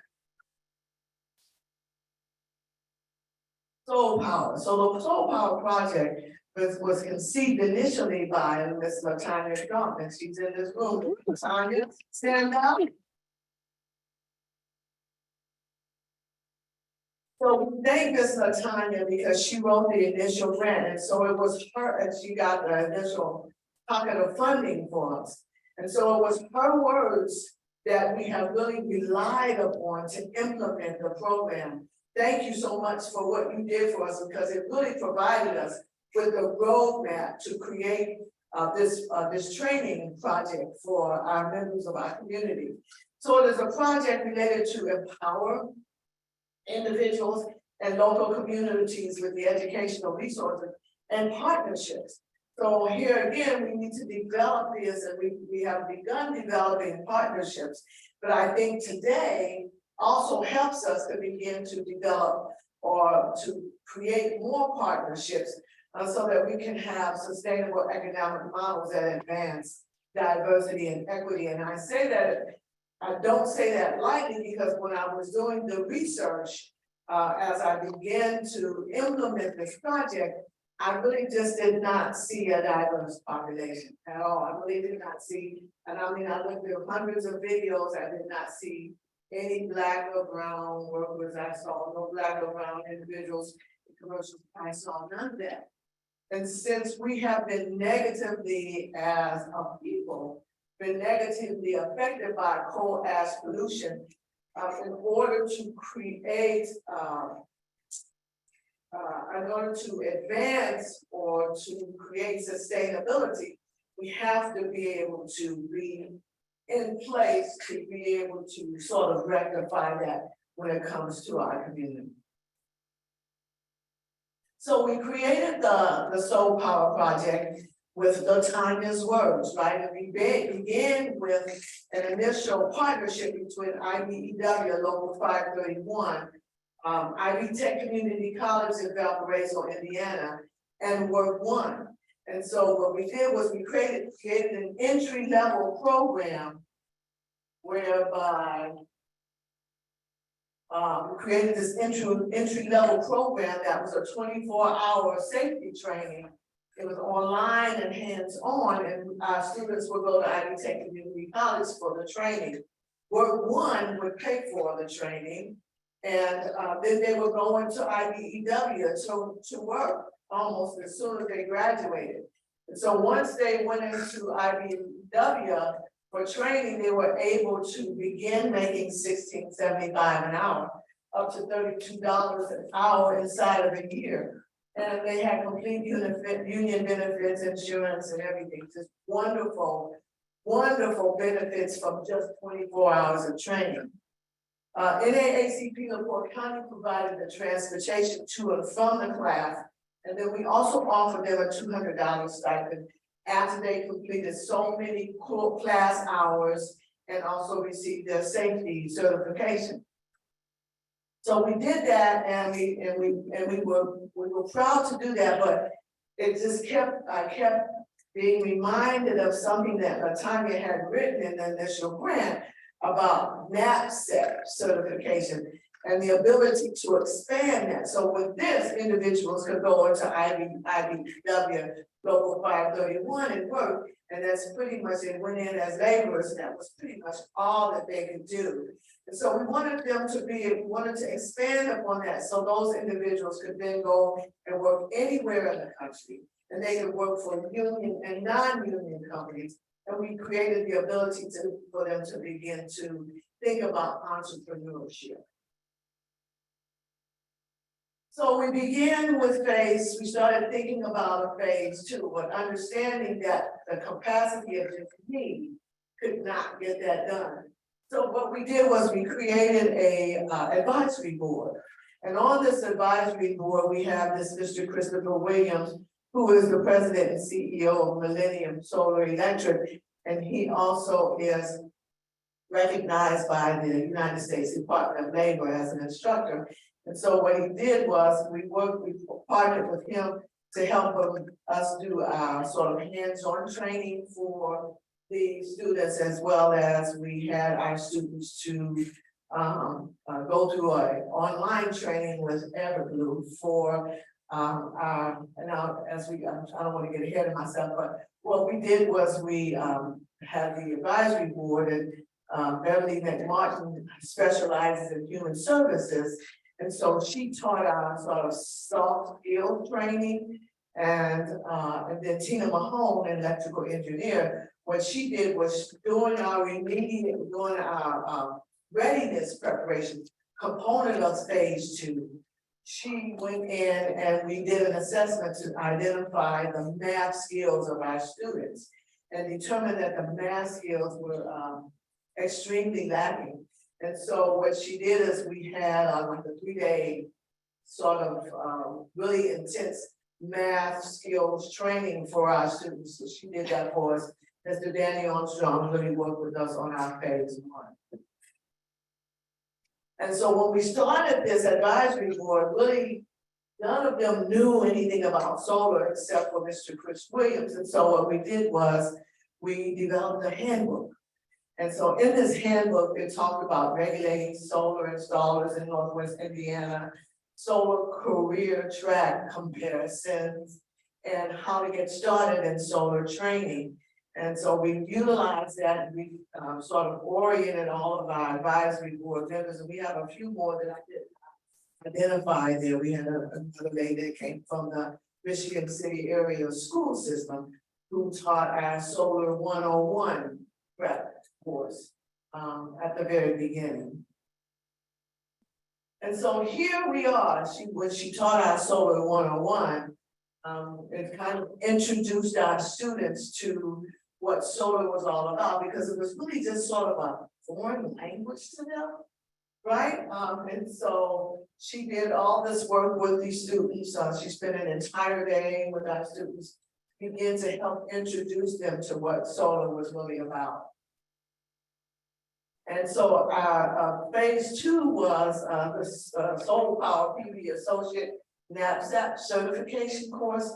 The first one was a 24-hour course, and every student had to go through that program before they went into this program. This here program is an 86-hour course. It includes the readiness preparation that I talked about with you. It also includes NAACP practice exams and testing. Again, we provided transportation to and from the class. We provided them with a $200, $400 stipend if they created the required amount of hours in the classroom. Even though the class was online, a good portion of it, one of the things we recognize is that students do better when you take them out of their home environment, where they've got all kinds of things competing for the study time, and bring them into the classroom and make them just sit there and work. So they had to complete so many in-class hours. And then, of course, they had to pass the NAACP certification. And so this gave them the opportunity to work with non-union and union companies, and then begin to think about entrepreneurship. Phase 3 and phase 4 might be the OSHA, the solar design, and then the solar professional. class. And so we hope to be able to offer that to our students that completed this because they're ready now to really go into that component. But I will just say that those 9 students that just graduated at the end of November already have jobs. They have jobs ready.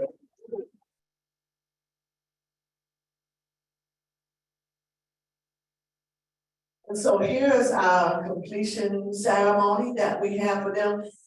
During the training, they had to, when they did their hands-on, they had to wear the PPE just as if they were on the job. And so you know, they were able to then take the concepts that they learned online and tie things all together with the hands-on training that we provided for them.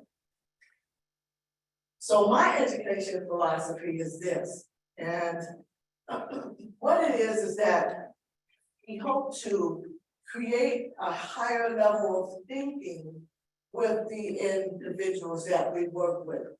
And we hope to be able to increase their capacity to be able to provide a great livable wage for them, their families. And then after that, then it increases then hope and confidence and strength. And once we're able to do those things with those individuals, and you will be surprised just listening to them from week 1 all the way to the end about the way that they talk and the way that they think. You can tell that they're, you know, they feel hopeful, right, for the future. And so with that, it increases the improved quality of life for not only them, but also their community. It increases community resilience, which really goes back to why we started the program in the first place. Thank you.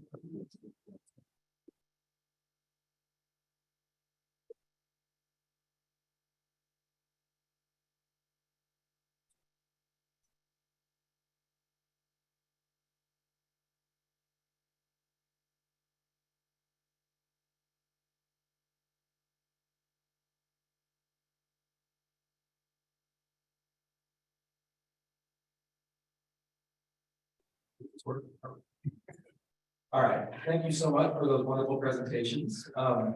Unfortunately, we are running a little behind schedule. So in lieu of doing a series of audience questions, I'm gonna just ask a question to kind of end on, and then we can get to lunch. And I think both of our speakers are kind of hanging out with us through the rest of the day. So if you have any burning questions that you'd like to ask, we'll have plenty more time for networking throughout the day. Or if you have questions that you think of later, again, please email us inteam@solarize.org, and we'll forward your questions on.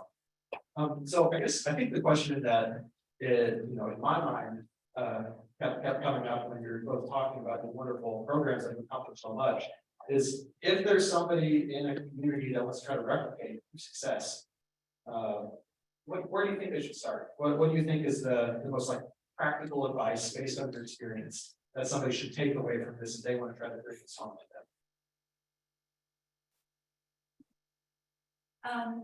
I think you basically have to have a core of people who are trying to do it. Because they're going to be trying to do it for a long time. And so once you have a core of people, not just a single pioneer, you can start moving pretty quickly. I'd also say build alliances with the city. You have receptive alliances in the city, because they can be huge amplifiers. I would agree. That's why we created the advisory board, because I recognize that I just could not do that. Even though we had an advisory board on the executive board with our local NAACP, that wasn't their area of expertise. And so I tried to pull individuals that had specific areas of expertise that we needed in order to sort of build the capacity of the program. But yeah, you're gonna have to be willing to network with those individuals that can contribute to your program. That's one of the reasons why I'm here. And I think maybe just another piece of practical advice that I think I took from both of your presentations, I think everybody should kind of absorb, especially in the era of IIJA and the IRA and the federal opportunities and state opportunities that will be coming. Don't wait on knowing exactly where the funding is coming from. To come up with a plan, to come up with a vision, get partners together to approach the city. Come up with that inspiring vision of the program that you want to create and build a team that can actually do it. And there are enough opportunities coming in the next several years to figure out what to do with creativity as well. So that, I think that's a nice thing that we can kind of wrap our heads around for all of these kind of local projects and initiatives. So with that, I'd love to give the presenters one more round of applause.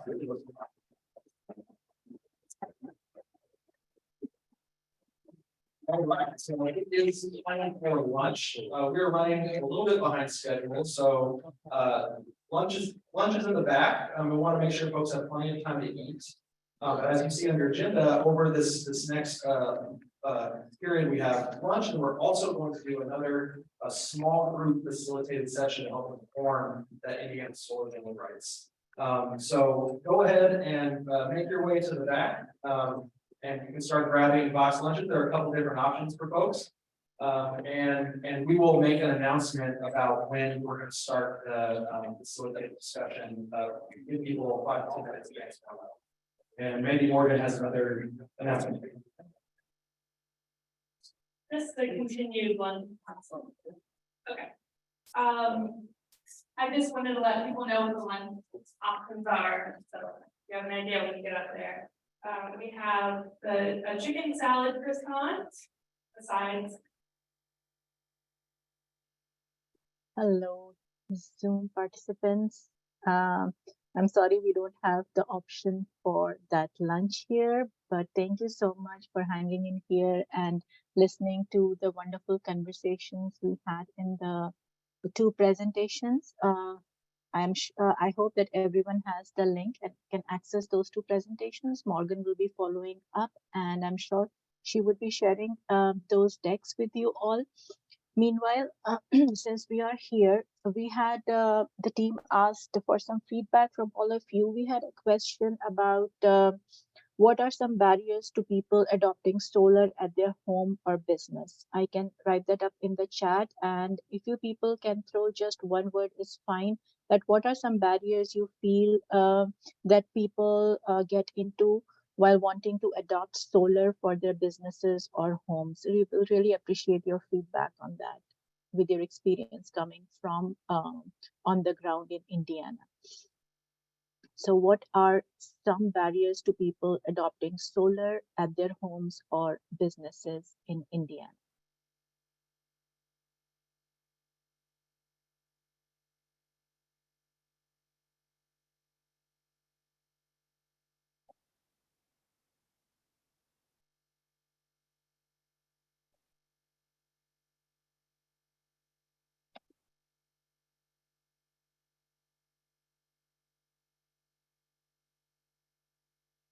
Just a word is fine, or if you want to take the opportunity to unmute yourself and speak up, please open to that as well.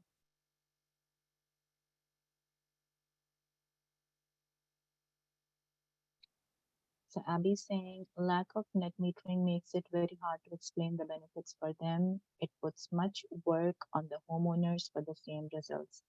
Absolutely. We have been seeing that, and that's unfortunate on the net metering part. So anyone else want to share their HOA restrictions? Definitely. And I posted in the chat that there are certain things which you can do as to help support the HOAs. There is a page link shared above in the chat for HOA support. I will do that again. Please free to check out our webpage and support your fellow Indiana residents for HOA restrictions.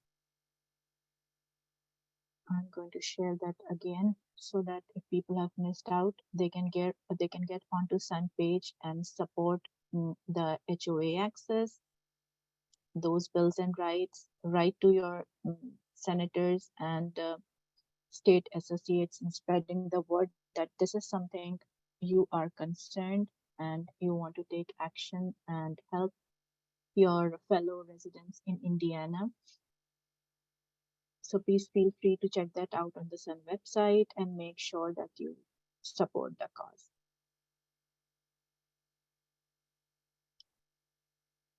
Anyone else who want to share their thoughts on this question, that what are the some barriers to people adopting solar at their home or business in Indiana?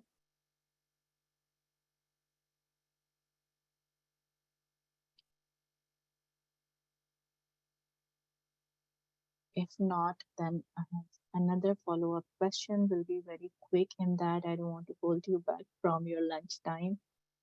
Is what rights do hosiers have as solar owners or potential solar owners, and that can counter these barriers?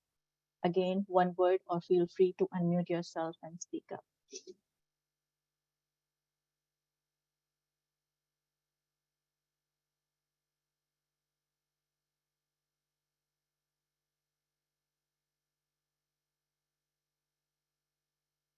What rights do you feel you guys have in Indiana as solar owners that can counter these barriers, or anything you would like to share in that background?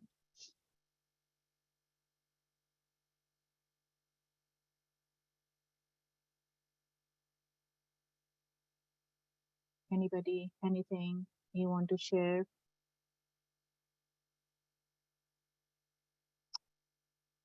All right then. Just a little announcement before we leave. There are volunteering opportunities in the Sun. The details have been shared in that link. So if you are interested, please feel free to join and help us as a volunteer and help your state in helping people go solar. If you want to join the Indiana Solar Action Team, please free to sign up for that. The links and details have been shared in the chat. And for any general inquiry, for anything you want to reach out, help, support, ask questions, feel free to get in touch with us at inteam@solarunitedneighbors.org. Always happy to help and answer questions. Thanks, Abby. And the details of the next session will be starting at 12:30. Sorry, we'll be starting back at 1:25. We'll be taking in people again on Zoom room and starting the next session at 1:30, where Zach will be presenting on so community, how community can get solar in Indiana. So that's a great session. And the title of the session will be Bringing Real Community Solar to Indiana. So feel free to check back again at 1:30. And I hope everyone had enjoyable session and something which they learned new, and whatever you came here for, part of it was kind of if not answered, then at least you are going in with some more information and new conversations to continue. Yes, Abby, the next session will start at 1:30, so feel free to tune in. And if anybody has any questions, I can stay back for another 5 minutes and chat. And for the rest of you, thank you again for joining us today, and hope to see you back at 1:30. My colleague Alexis will be taking in the next session for Zoom facilitation. So we look forward to having you back. Yes, the next session at 1:30. Thank you so much.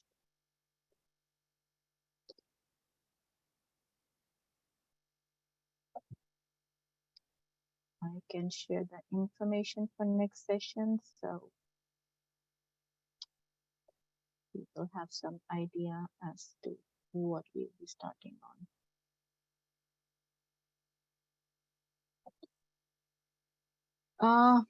I got a message from the staff in person that since we are delayed by 10 minutes here, so the next session may be starting at around 1:40, but you will be let in at around 1:30, 1:35. So please feel free to join back. Yes, same Zoom, same registration link. So feel free to join in.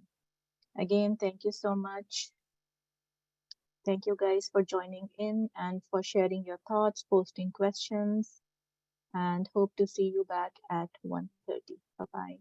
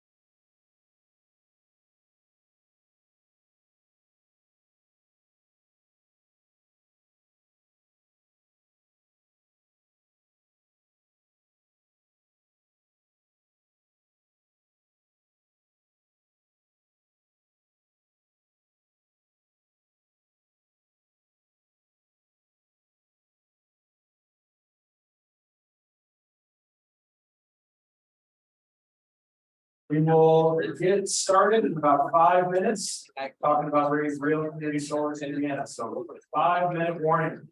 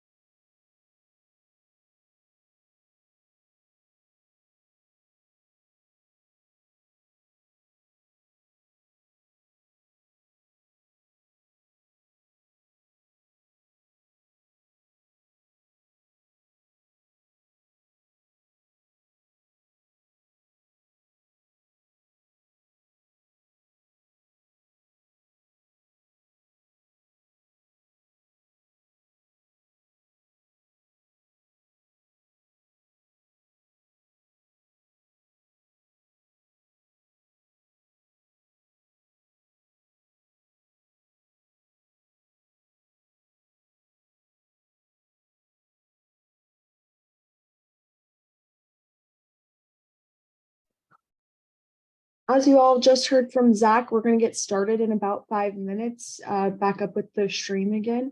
For anyone who just joined us, we'd like to welcome you to the Indiana Solar Congress. My name is Alexis Miller, and I took over for Fatima, who is doing our morning portion of things.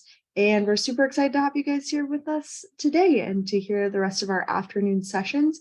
I'm sure some of you guys have already dropped into the chat where you guys are joining from, but since I'm new, I'd love to hear from y'all again. If you want to say your name and where you're joining us from today, that would be great. And again, we'll get started in just a couple more minutes. Thanks everyone for joining us.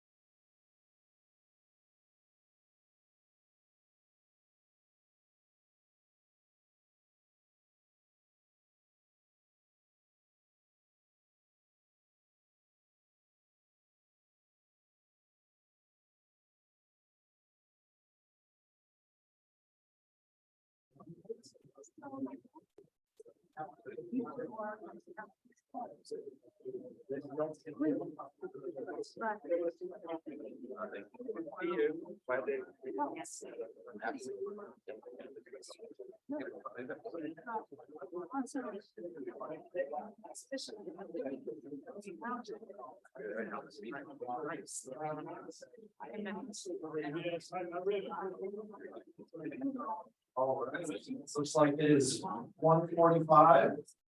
We're gonna go ahead and get started again. I just encourage everybody to return to your seats. We good to go on Zoom? Yep.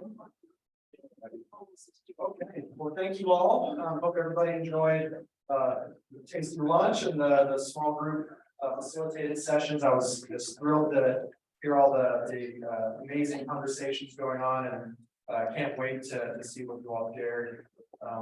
Colleague Dan is working hard in the back room to start the synthesis process to pull together kind of the building blocks of that solar bill of rights based on the feedback from the shared. So thank you for doing that. And I hope you all who went out to check out the solar facility enjoyed that as well. This is obviously, has a really cool installation. It's a great opportunity to kind of see that stuff up close. So thanks to Bob again for the sales. So we're going to kick off this afternoon session talking about community solar, which is a topic that is critical to Sun's vision for Indiana's solar future, something that Ben talked about a little bit earlier. And we want to talk about bringing real community solar here to Indiana. So over the next 20 minutes or so, I'm going to cover what is community solar. So hopefully we can lead this session with everybody kind of having shared vocabulary here. We're going to talk about what makes a good community solar program. Kind of digging into the detail a little bit about when we talk about real community solar, what do we really mean?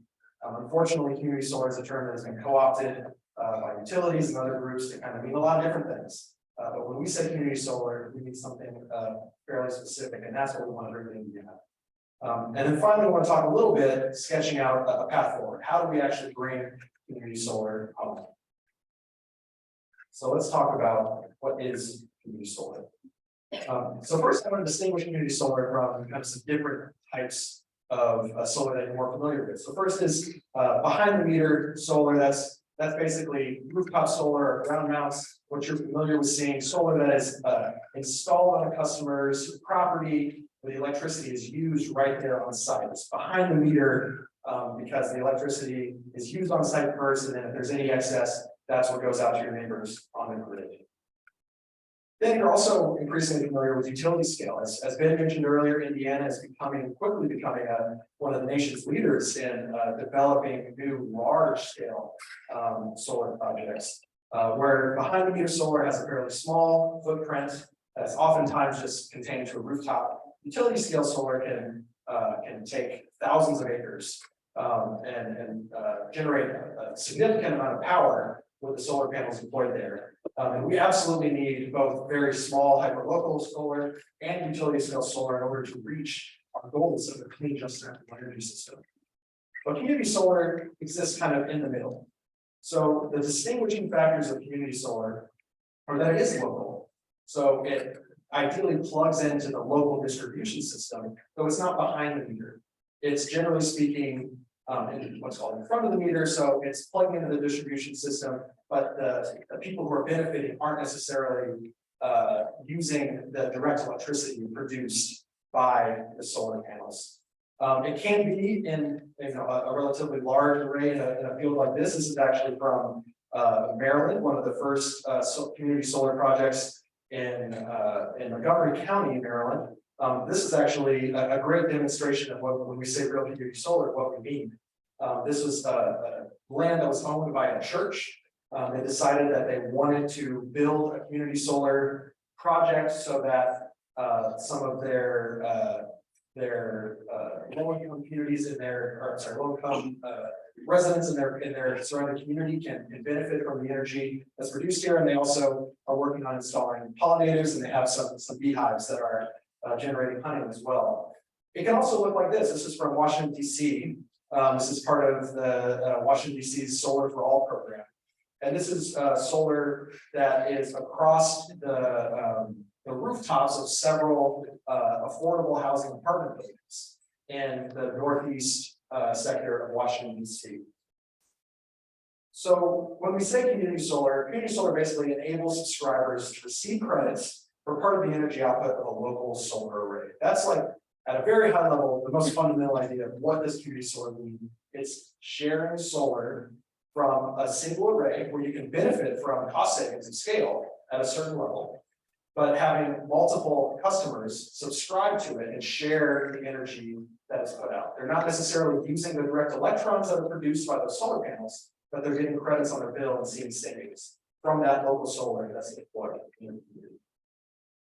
So generally speaking, what happens, and I will say that there are many different ways to kind of describe how community solar works, but from Sun's perspective, we're thinking about it from the customer's side. So that's really where we start. We start with the individual, the family, the small business that would subscribe to a community solar program. And so that family will subscribe to buy some of the solar energy, or at least the credits of the solar energy. That solar energy will be produced by panels that are somewhere on the distribution grid. That energy will then, again, will flow into the grid, not necessarily going directly to the subscribers, but will flow into the local grid. And then the subscribers will get credits on their bill for that represent a portion of the energy produced by those panels.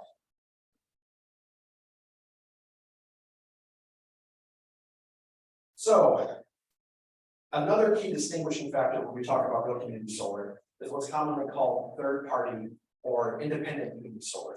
That means that the projects, the installations are owned by somebody other than the utility. And oftentimes, in order for that to actually exist, you need enabling legislation. So this is a map from the Coalition for Community Solar Access, showing where enabling legislation or other state policies that allow third-party solar are currently in place. Those are the states in green. More than 20 states across the country already have this policy in place. And then in red, they've marked legislation proposed or pending. You could argue that Indiana should be marked in red as well. We have certainly had community solar legislation proposed, but none of that legislation has received a hearing yet, which I'll talk more about in a little bit. So, you know, it may be fair for it to be colored gray right now, but this is just to demonstrate that this is not some newfangled crazy idea. This is something that is already sweeping the country, and there's no reason for Indiana to not jump on board.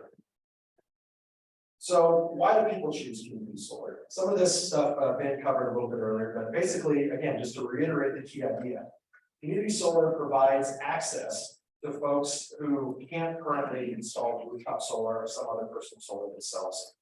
Common reasons for that are that they don't own their own roof because they're renters, or they live in an apartment or condo that makes installing solar on their own roof, if they do own it, difficult. Sometimes it's that the roof is just unsuitable. Maybe it's in bad condition, or maybe it's shaded, and so you just don't have the physical space to put solar panels effectively on your property.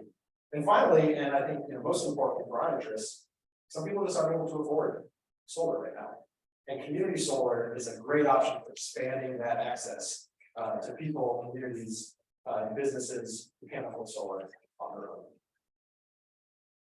So finally, I want to close out this section by just talking again a little about some of the benefits of community solar. If we do this right, community solar will enable more homegrown future clean energy to be deployed in a cost-effective manner. It will make more local power, which increases electric service efficiency, improve local community resilience, and lower costs for everyone. More local power means a more stable, effective, and efficient electric grid. It will create local jobs and opportunities for community development, or excuse me, economic development in communities around the state. And customers will benefit from competition and innovation brought by new businesses pursuing community solar market. If we need anything in our utility market, competition is certainly one of the things we do.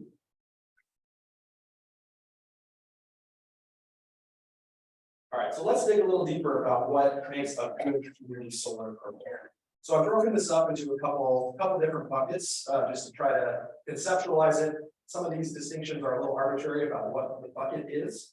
But I think there are a couple key things that when we talk about real community solar, we really want to emphasize. So first and foremost, we want to ensure that the program is inclusive. It's expanding access by making sure that everybody can benefit and participate. Oftentimes, what that looks like is creating a carve out for income eligible subscribers. So making sure that programs are designed to be accessed by folks meeting certain income thresholds, oftentimes based on the area median income or something similar. We want to ensure that subscribers receive direct savings and potentially enhanced savings for certain income eligible subscribers as well. And finally, we want to minimize any hurdles to participation or administration. We don't want there to be much paperwork. We don't want this to be super complicated. There's no reason for that to be. This can be simple. It's being deployed in a simple, easy to understand fashion around the country. There's no reason we can't do that here in Indiana. And second, on expanding access to the benefits, we want to make sure we're also expanding access to the economic impact benefits. We heard earlier about the solar power project up in LaPorte. And so we want to make sure that the jobs that are being created and the local community benefit from economic development, from solar being deployed in communities, is able to reach minority women-owned businesses and a lot of communities that have far too often been left out of those economic opportunities. Second bucket is ownership. This is really where we get into that third party or independent model that I mentioned earlier. So we want to make sure that non-utilities can own, if not exclusively, at least the majority of the projects. So we want to make sure there's at least opportunity for individuals, neighbors, and nonprofits, as well as developers, to own and develop these community solar projects. And we also want to make sure that there's a good return on investment, just like we have with installing rooftop solar. There should be a reliable and easy to understand return on investing in a community solar project. Next, we want to talk a little bit about consumer protections, because we do want to make sure that folks understand what they're getting into with community solar, and that we talked a little bit about some of the issues that aren't unique to solar, but that we do see with scams or misinformation leading people in the wrong direction. And especially on a program that's designed to expand access to benefits and make sure that folks who are commonly left behind for these kind of technology investments, we want to make sure that folks don't get taken advantage of as part of the program. So we want to make sure that everything is understandable and predictable when it comes to cost savings. So you should be able to track your credits clearly on the bill. Again, it should be designed to explicitly save consumers money. So in some states, this is literally written into the enabling text that community solar will cost less than the retail electric rate because of the local savings that it generates. Other times it's not necessary, but that's something worth considering. And finally, this is especially important here in Indiana, we want to make sure that there's a fair value for the credit that subscribers earn for the electricity that subscribers from projects. We also want to make sure that the process is transparent and consumer friendly. So that means it's easy to subscribe, it's easy to unsubscribe if for whatever reason you are moving or you no longer wish to be a subscriber. And you also want to make it easy for whoever is the subscriber management company to transfer it to new residents or new subscribers. We want to make sure it's easy to understand the program.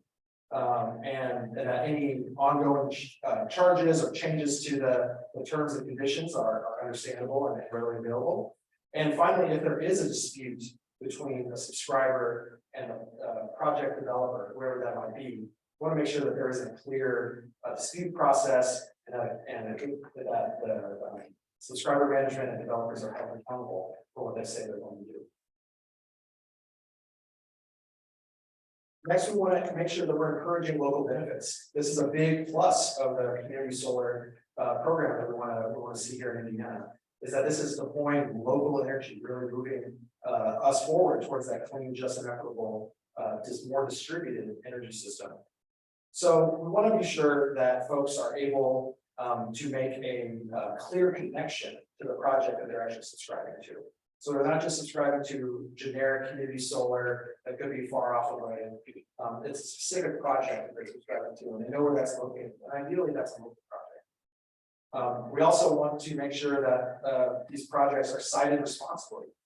So that means minimizing development impacts like water runoff issues, and also supporting community goals. And this can include things like making sure there's pollinator friendly guidelines, or at least the opportunity to design the program in that way. And finally, we want to promote community resilience. So again, that extends to making sure the energy system is more reliable, but also that the jobs are retained locally, that economic opportunities are retained locally, and that the electric grid is strong. And then finally, again, I just want to hammer home on that point of competition. So this is why the third-party ownership, independent community solar is so important. Everyone benefits from a fair competitive process that will generate cost savings and encourage innovation. Something that we're certainly lacking here in Indiana's energy plans. All right, so finally, let's talk about bringing community solar home. So where we've been in Indiana thus far is that we have had community solar legislation introduced. In the 2022 legislative session, we actually had a bill in the House and the Senate introduced by Senator Scully and Representative Sue Arrington. They were identical bills. Unfortunately, as I mentioned earlier, neither bill actually received a hearing. And unfortunately, with the Republican supermajority existing in the state legislature, that's very likely the outcome of most Democrat introduced bills. There was also a 21st Century Energy Policy Development Task Force. The task force met for several years. We did actually get a hearing this fall, focused on, at least in part, community solar. There were several great presentations delivered, some testimony provided by both Bob Rice and Ben Davis here in the room. Unfortunately, it did not seem like that really broke through to the legislators and task force members who wrote the final report. The key finding about community solar, finding 8 in the final report, said appropriate statutory authority exists for utilities to establish community solar programs, which on the one hand, is arguably technically true. Community solar programs like the kind we're discussing could be, created by the utilities. They have chosen not to.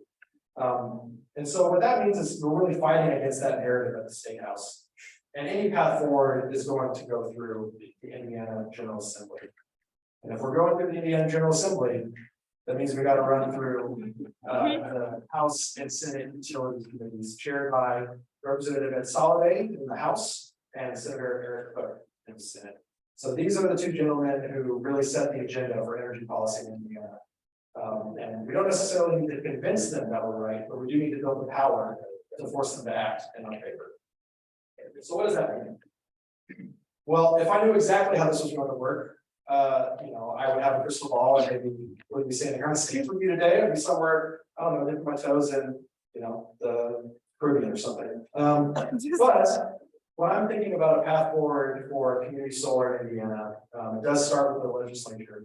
And so thinking about the 2023 General Assembly session, which is going to start gavel in the session on January 9th. So here coming up in just a few weeks, we need to build a winning coalition that is capable of combating, the pushback that we're going to receive from other powerful entities like the utilities over a multi-year campaign. In a realistic world, this is not going to be a one-year effort. We're going to need to keep coming back, and we're going to need to keep growing and getting stronger and building a coalition with more allies and partners, more folks who see community solar in their interests.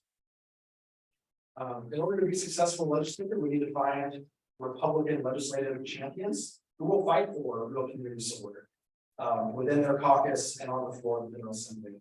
And we also need to maintain support from Democratic legislators as well, so that we can build that coalition that will have enough votes to actually pass meaningful real community solar legislation. And finally, we need to continue the work that we're doing in communities around the state to position Indiana to take advantage of federal funding, the infrastructure law, and the Inflation Reduction Act. So somehow all of these components need to come together in order for us to build real community solar as a future outcome here in Indiana. And I think we can do it. So with that, I want to say thank you.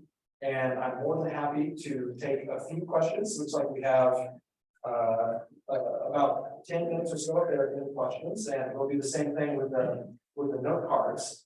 While folks are thinking about that, I will just reiterate that these slides will be available on our website. So for those of you who are interested, we'll make sure those are available. And if you want more information about community solar more generally, or if you want to see what it's like to live in another state that has community solar programs available, I would encourage you to visit Sun's website for community solar. That's cs.solarunitedneighbors.org. That has a series of recorded webinars that kind of take you through the kind of community solar 101 basics that I covered today, and also some more kind of advanced sessions thinking about project design and the consumer experience. And there's also a marketplace that we have that demonstrates projects that are available in several states around the country where community solar markets are already in place. And so you can actually go in there and click around, see what options, somebody in Minnesota or Maryland or New Jersey, are a few of the states that we have on there. You can kind of see some of the options that are on there and what the estimated bill savings are, what the kind of program specifics, or sorry, project specifics that they offer. So you can get a sense of what it would be like for us to have a real community solar program here in Indiana. So that's my presentation. Thank you so much.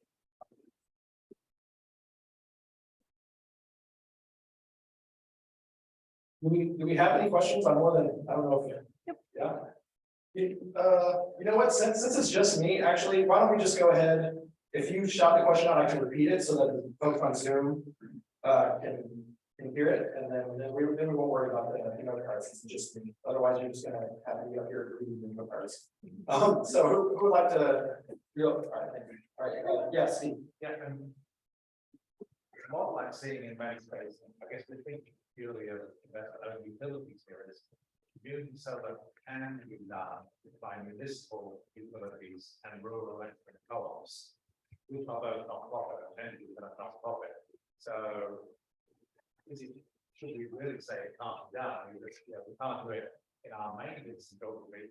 We can do it in some cities, we can do it in some rural areas. If we can bring those electric utilities along with us, and they have to do it at for no added cost. Yeah, that's a great point. So just to summarize a little bit, basically Steve is asking about the difference between investor-owned utilities and municipal utilities and rural electric cooperatives when it comes to PV solar. That is a really great point. Maybe a clarifying point I should have made early on, that this presentation was in regards to the monopoly vertically integrated investor-owned utilities in Indiana. That's our largest utilities, like Duke, like AES Indiana. So that's really what I was focusing on here. So there are some examples of programs that are at least described as community solar existing at rural co-ops here in Indiana.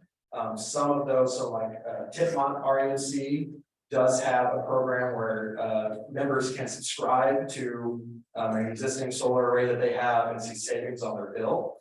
It is still not necessarily a third-party owned system, right? The utility owns that. When you're talking about a rural cooperative where all the members are owners, it's a little bit different from Duke, right? So I would still argue that it doesn't necessarily exist in Indiana currently, but to your point, the conditions are a little different. There's different levers of power. You don't necessarily need legislation to convince a rural electric member cooperative board to decide that they're going to do that, depending on the terms of their contract and the generation transmission cooperative, right? So there's more complicated factors, but yeah, this presentation was really focused on investor-owned utilities. So thank you for that question. Yeah, Laura. You're not going to be able to do a third-party ownership, even with a muni or with an RMC in Indiana. They both have, if you have a local RMC, they have a contract for power from either Wabash Valley or from Hoosier Energy. In the case of a municipality, they have most of them, not all of them, there are a few outliers, will have contracts with IMPA, the Indiana Municipal Power Agency, and the state legislation concerning the protection of the territorial geographic territories of these utilities would be in violation if you were doing a third-party system. So it sounds good, but it's the same barriers to a certain extent exist. Yeah, so just to repeat for Zoom, Laura was clarifying that it does depend on the context of the contract between the distribution utility and the generation and transmission utility and some other state laws clarifying utility geographic coverage. Thank you, Laura. I will ask this question from Zoom. It's asking whether or not either Ed Soliday or Eric Cook are accepting donations from utilities / I will say that campaign contributions are publicly available online. I will say that yes, they do accept those contributions, and no, that does not make them unique in the Indiana General Assembly. I think Mike, I saw you raise your hand. You have a question? Yeah, I had two related questions, not to contradict anything that you said, all of which I agree with, but to kind of take it a step further. What's Sun's thinking about community solar projects that are physically tied to microgrids? That's the first question. So Mike asked, what is Sun's thinking about community solar projects that are physically tied to microgrids? I think often kind of what you're talking about is starting to be referred to as like community solar 2.0, where there's oftentimes local battery storage as part of it and connecting into a local grid. I mean, I think that's something that we absolutely support. And I would hope that any legislation that is successful would at least enable that kind of project. And that's certainly something we would love to see deployed as well. And I don't know that we personally have experience on any of those projects, but I might be wrong about that. The second question, and this gets around both the legislature and the utility. What about community solar projects that are based on the Public Utility Regulatory Policy Act, and in particular, the legally enforced qualification for utilities to purchase renewable power from such projects of 5 megawatts? So the second question is about federal utility law, and I don't know how to summarize that, but I would say, I think, yes, we are interested in exploring any and all avenues for deploying real community solar in Indiana. So yes, I don't have a better answer for you right now on stage, Mike. Sorry. Yeah. Mine may be somewhat related. What I had asked was, when I wrote it down, was, is there a role for FERC to play in potentially putting a little pressure on those states that don't permit community solar at this time? Is there a, sort of a federal trumping of state law to, be able to make community solar happen? So the question is there a role for FERC to play in making local community solar happen, or maybe or some other kind of federal Trump enabling yeah. So use the word Trump. Yeah, I thought setting that aside. I think first of all, FERC primarily deals with things that cross state lines, and community solar. Sorry. Oh yeah, I'm sorry. FERC is the Federal Energy Regulatory Commission. Sorry about that. Thank you. And it generally deals with things that cross state lines, right? And so by definition, community solar ideally is very local. So that's, I think there are things happening at FERC where they're encouraging more distributed energy resources to come online, how local resources can interact with like the wholesale energy market. So there are proceedings that are opening more options and maybe greasing the wheels, but not necessarily forcing states to do something like community solar. I think what the federal government is doing is putting a whole lot of money on the table and saying, if you have, community solar programs that meet certain base level requirements, you can take advantage of all this money. And you should, because it's going to have all these benefits. So they're using much more of a carrot than a stick, right? Whether or not that is, the best way to actually deploy community solar, I think is a question. But I think that's, realistically, in the near to medium term, probably what the federal government would do. I think, in my opinion, for us to really see community solar, again, we need to focus locally and at the state level, not necessarily at the federal level. I feel like the federal government has kind of done what they're going to do, at least for now, in this space by, creating all those adders with the tax credits, by creating grant programs that can help to fund and finance these projects. But they're not necessarily going to come down with a stick and say states must do this. But we'll see. I think we have time for one more question, so I'll take Ari back there. Okay, well, I do very obviously support solar energy on any level. One concern I think that some people may have, that to an extent I have, is when people are trying to put in solar panels, there's trees around the block, the solar energy that you have to cut down from solar, which is just bad for the environment. So wondering if Solar United or any other solar companies or organizations have initiatives or methods to offset that with supporting planting new trees elsewhere. Yeah, well, so Ari's question is about, I think primarily at the large scale utility level, where sometimes trees might be cleared in order for solar panels to go up. So in rooftop, if there's a homeowner who has a shaded roof and will trim or cut down a tree in order to maximize their solar sun.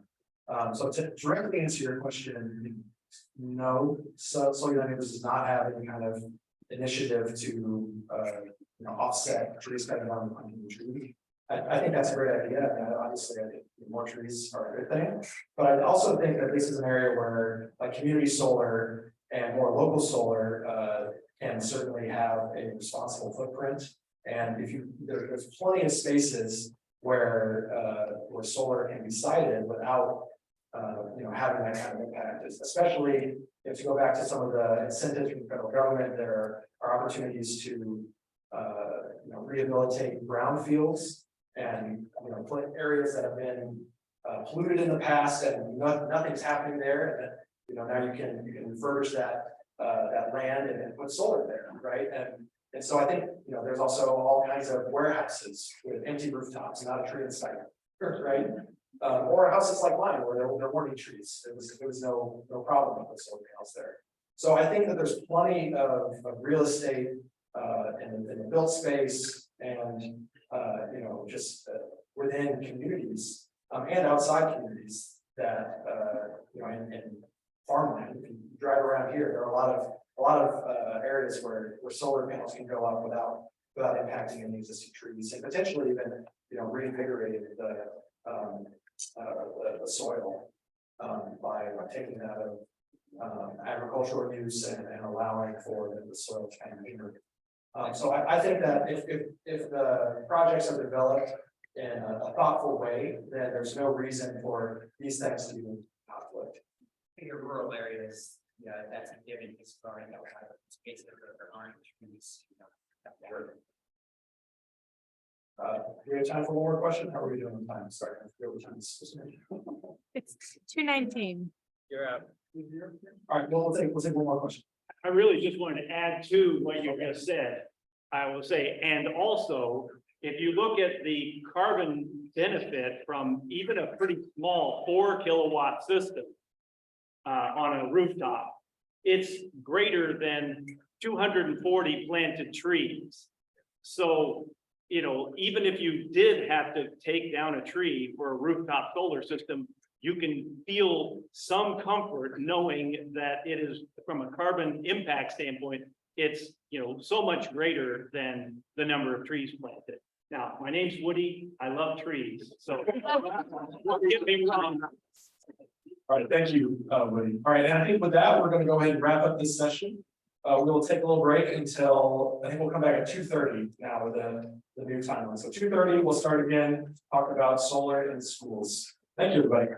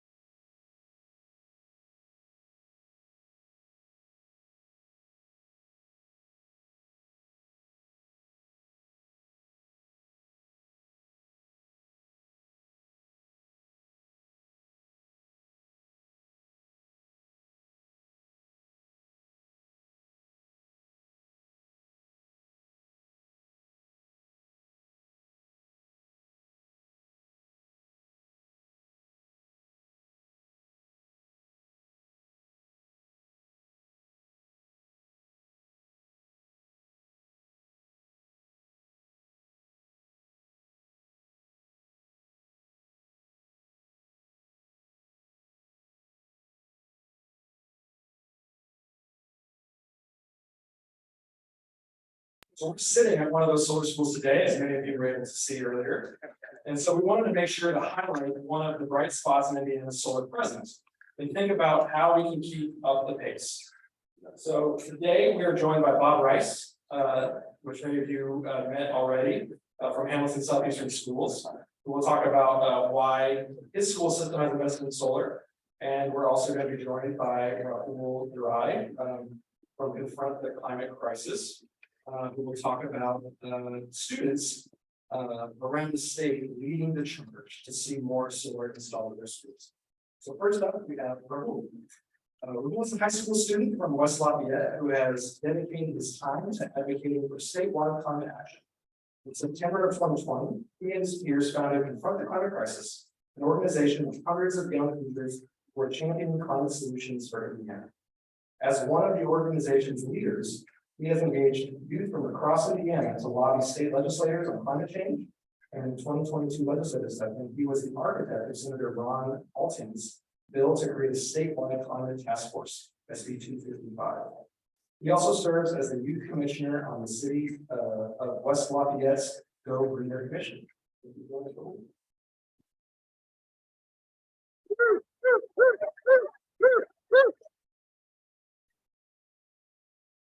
Hello, everyone. Thank you so much for being here today. And I'm so excited to be here today and to see the energy that we have today and to learn so much. I want to thank Zach and the Solar United Neighbors team for organizing all of that. And as we know, Indiana is a leader in solar schools.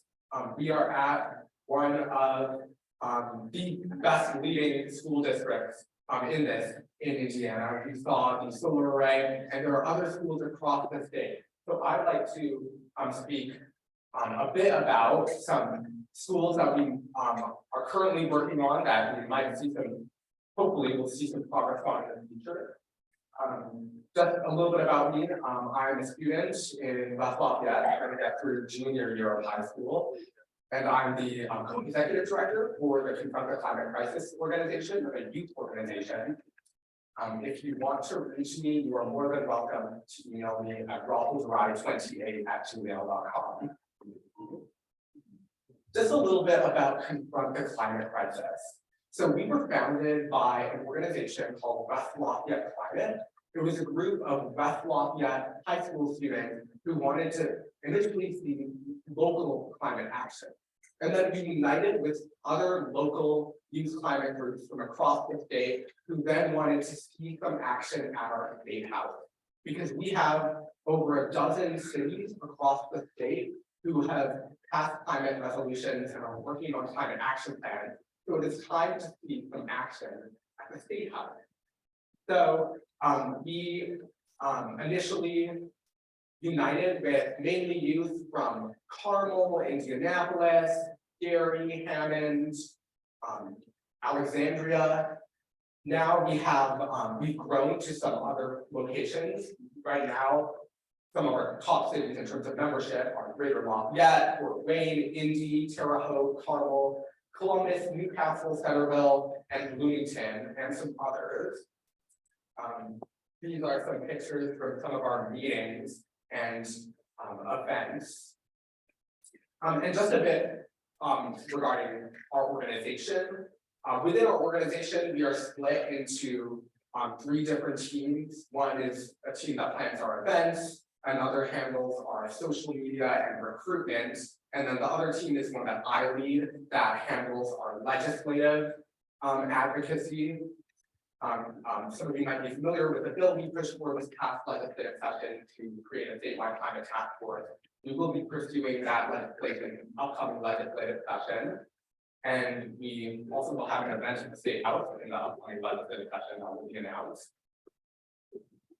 And as a statewide organization, we have not worked directly on local efforts. We've been focusing on statewide action, like I've said, but a lot of our membership is really involved at the local level, serving in, local commissions. I serve on the West Lafayette Go Greener Commission. Others work with local nonprofits that have led to the cities enacting climate action plans. And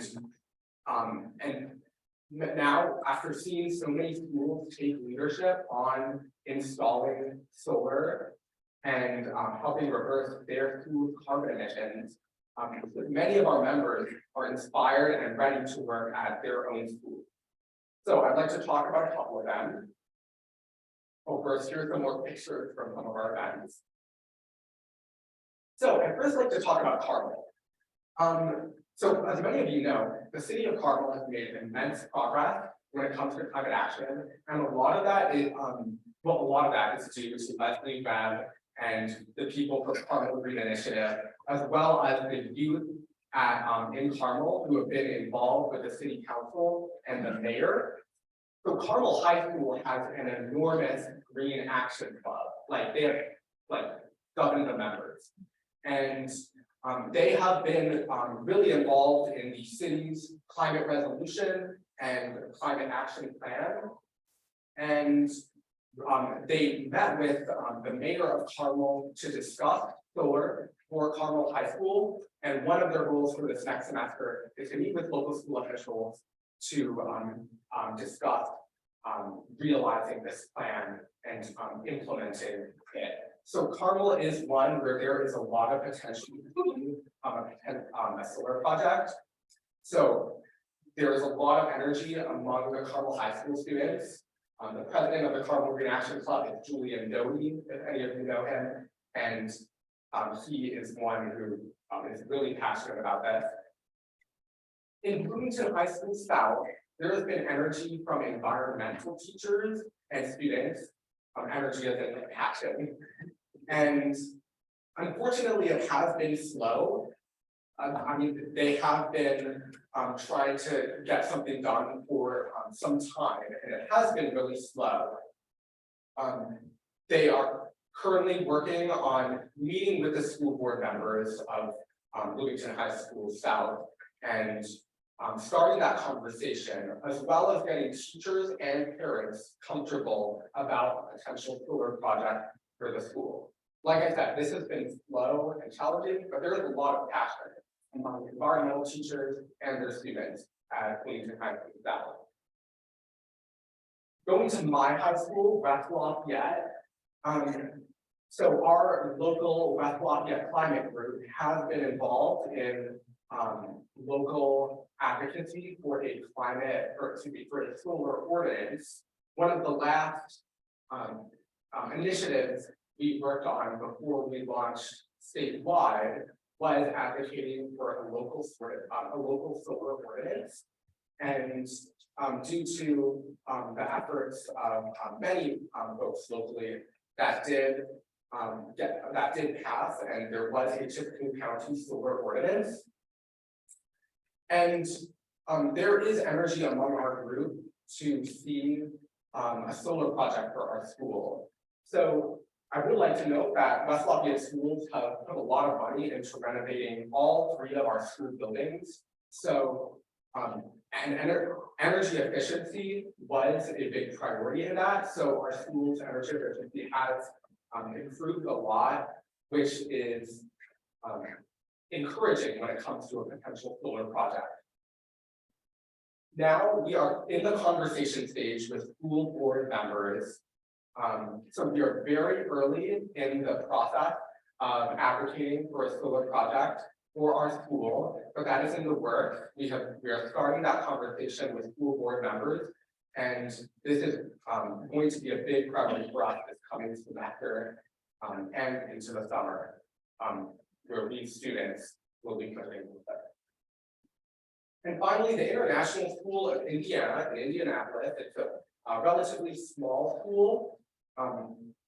One of our very active members, Grace Kamashiro, attends the International School of Indianapolis, and they have an active environmental club that she is a part of, and they are currently very early in the stage of starting that conversation about solar for their school, and it will be a goal of theirs this coming semester to seek some action from both them and school officials, but that is another school where we can see some potential for a solar project. I would next like to just say that our youth movement is very hungry to see some progress in the state legislature. And there are many things that our legislature can do that other states have done to encourage schools to go solar. I mean, there is a lot of potential out there for schools to go solar, but it can, there are policies that our state can enact that will make it even easier and beneficial for the school. So Colorado has a great program called the Renewable Energy and Energy Efficiency for Schools Loan Program, and it helps, it issues low interest loans to schools, and it helps ease the financial burden of the initial cost that the schools have to pay for solar projects. So if we had a program like this in Indiana, it would be much more welcoming for schools to seek solar projects. Next, many states have statutes that authorize property assessed clean energy financing, also known as CREEP financing. Essentially, it's a bit complicated, but essentially it is a financing mechanism that ties the cost of a solar project or an energy efficiency improvement to the property through property assessments. So it would be paid, the cost would be paid over time as if it's an addition on, your property tax bill. And Ohio has a state statute that includes schools in the eligibility to for PACE financing. So if we had a PACE statute that was similar to Ohio's, the initial cost would be much more feasible for schools, and you could see more schools seeking solar projects. Community solar programs, these schools can serve as anchor customers. Zach did a great presentation about community solar programs, but it absolutely would be beneficial to our schools. Enabling meter aggregation, so schools can share solar credits across multiple meter accounts. This is something we've seen in proposed legislation. Unfortunately, it has been legislation that hasn't been heard. And finally, reinstating full retail rate net metering. I know we're all aware that this has not had much success in the past few years since the passage of SBA 309. But this is something that would make it much more easier for our schools. But with that, I hope I showed you that there is a lot of energy among the youth to see solar projects in their schools and to engage on this and to be active in it, to be active in to work with school administrators and school board members to make these projects happen. And I know that my peers and I will work really hard to make sure that some of the schools I've talked about are the next ones you hopefully hear about in the news because they would have gone solar. And if you want to get connected with me or any of my peers who are working to seek solar projects in our schools, you are more than welcome to email me. Thank you.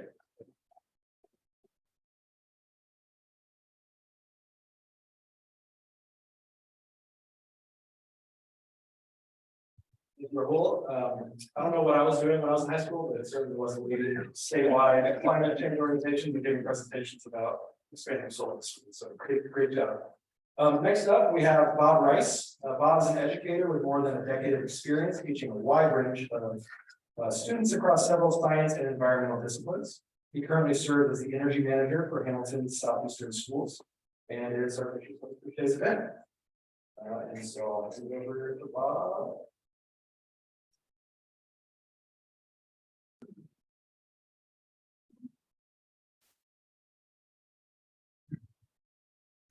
I do remember what I was doing as a junior. It wasn't events like this.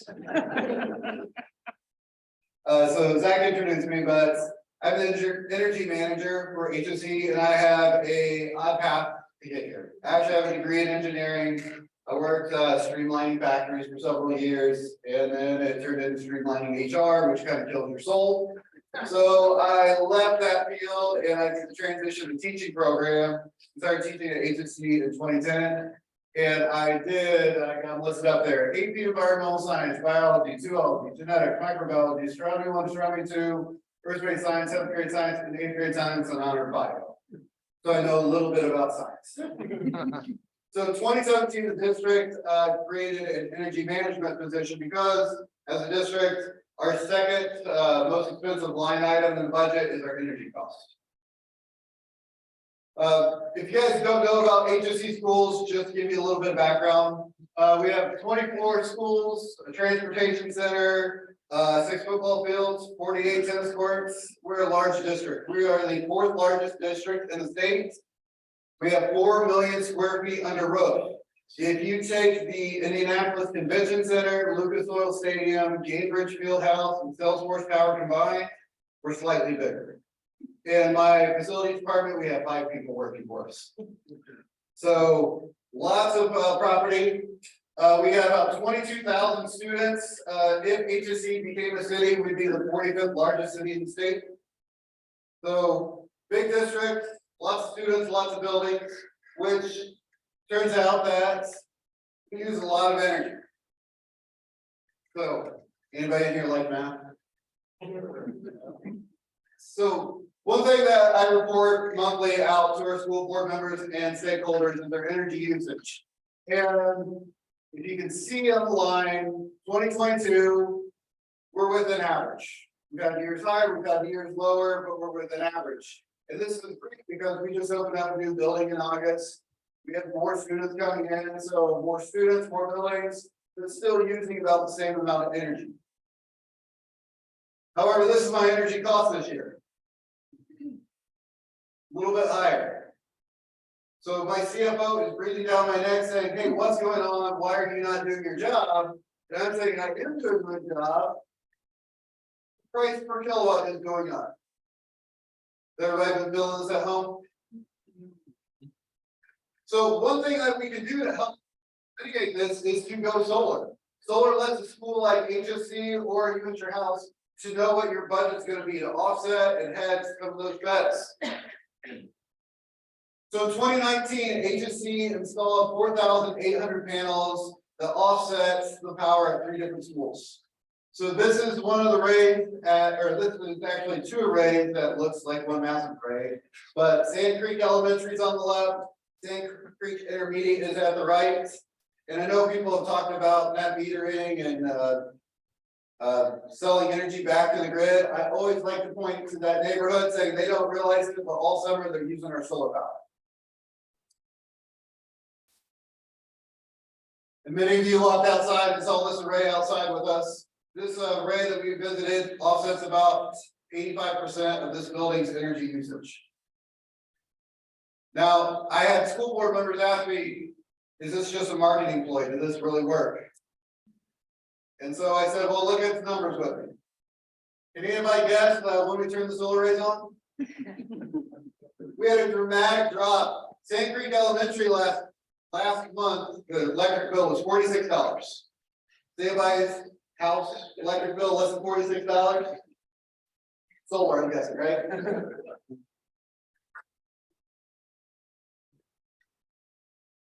So this is the solar schools, their historic cost and usage.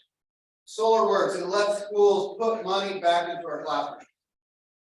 It not only does that, it became a key curriculum component for many of our grades. We have 22,000 students, and I probably talked to 10 to 15,000 a year. Going into their class and talking about circuits, renewable energy, sustainability. Our curriculum team at central office, I'm having conversations with them about helping bring more trades in, see if we can get union shops to come in because renewable energy, solar, these are all things that are going to grow in the future. So not only has solar helped HSC save energy, it helped us promote the next generation of engineers, next generation of activists that are going to help change the face of our energy future. Like I said, educational awareness, environmental and financial, all of those come together. After HSC went solar, we've also helped other schools go solar. So Noblesville School added 4 solar arrays with our help. I get called from a school corporation probably once a month asking the process we went through. Because going solar for a school has more red tape than anything I know of. So Zach asked me to be brief, so I was being very brief. So I think it's time for Q&A.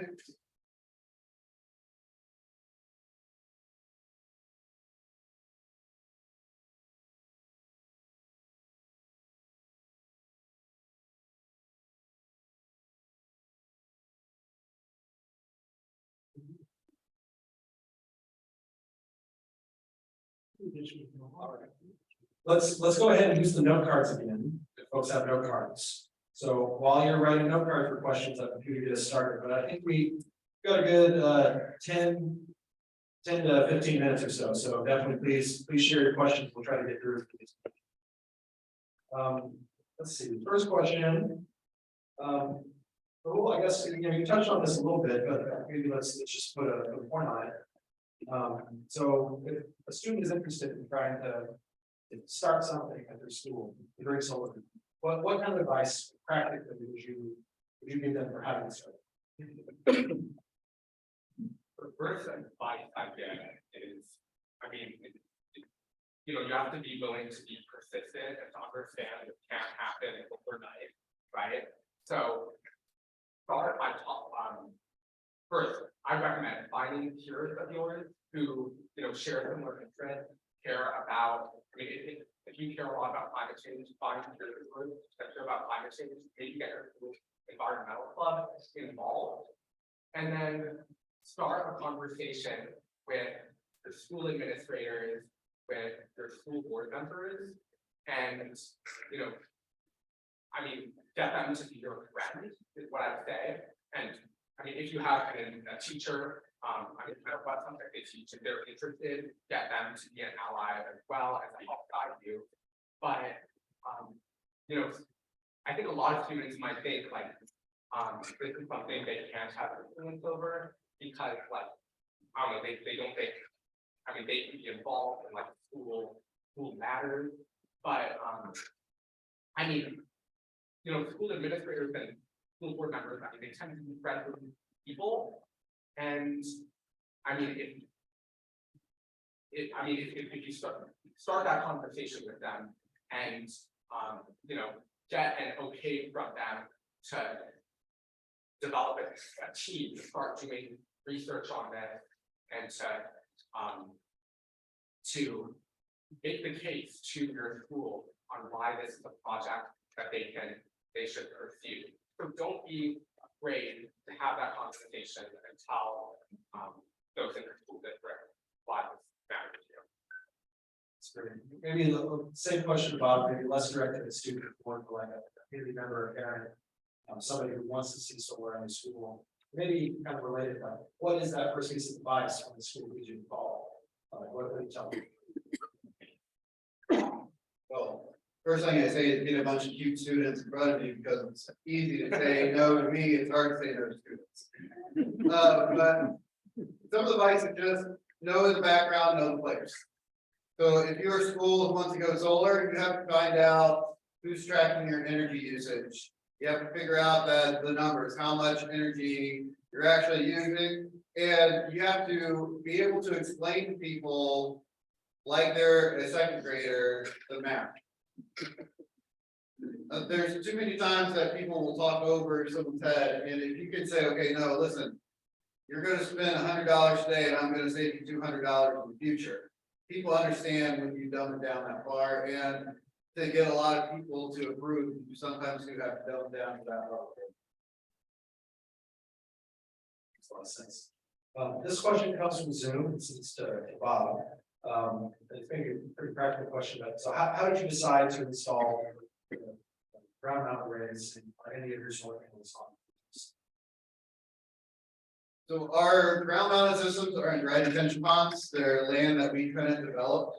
And one of the reasons we went with ground mounts was that we wanted the arrays to match the age of So Sand Creek Elementary, Sand Creek Intermediate have standing seam metal roads that are about 15 to 18 years old.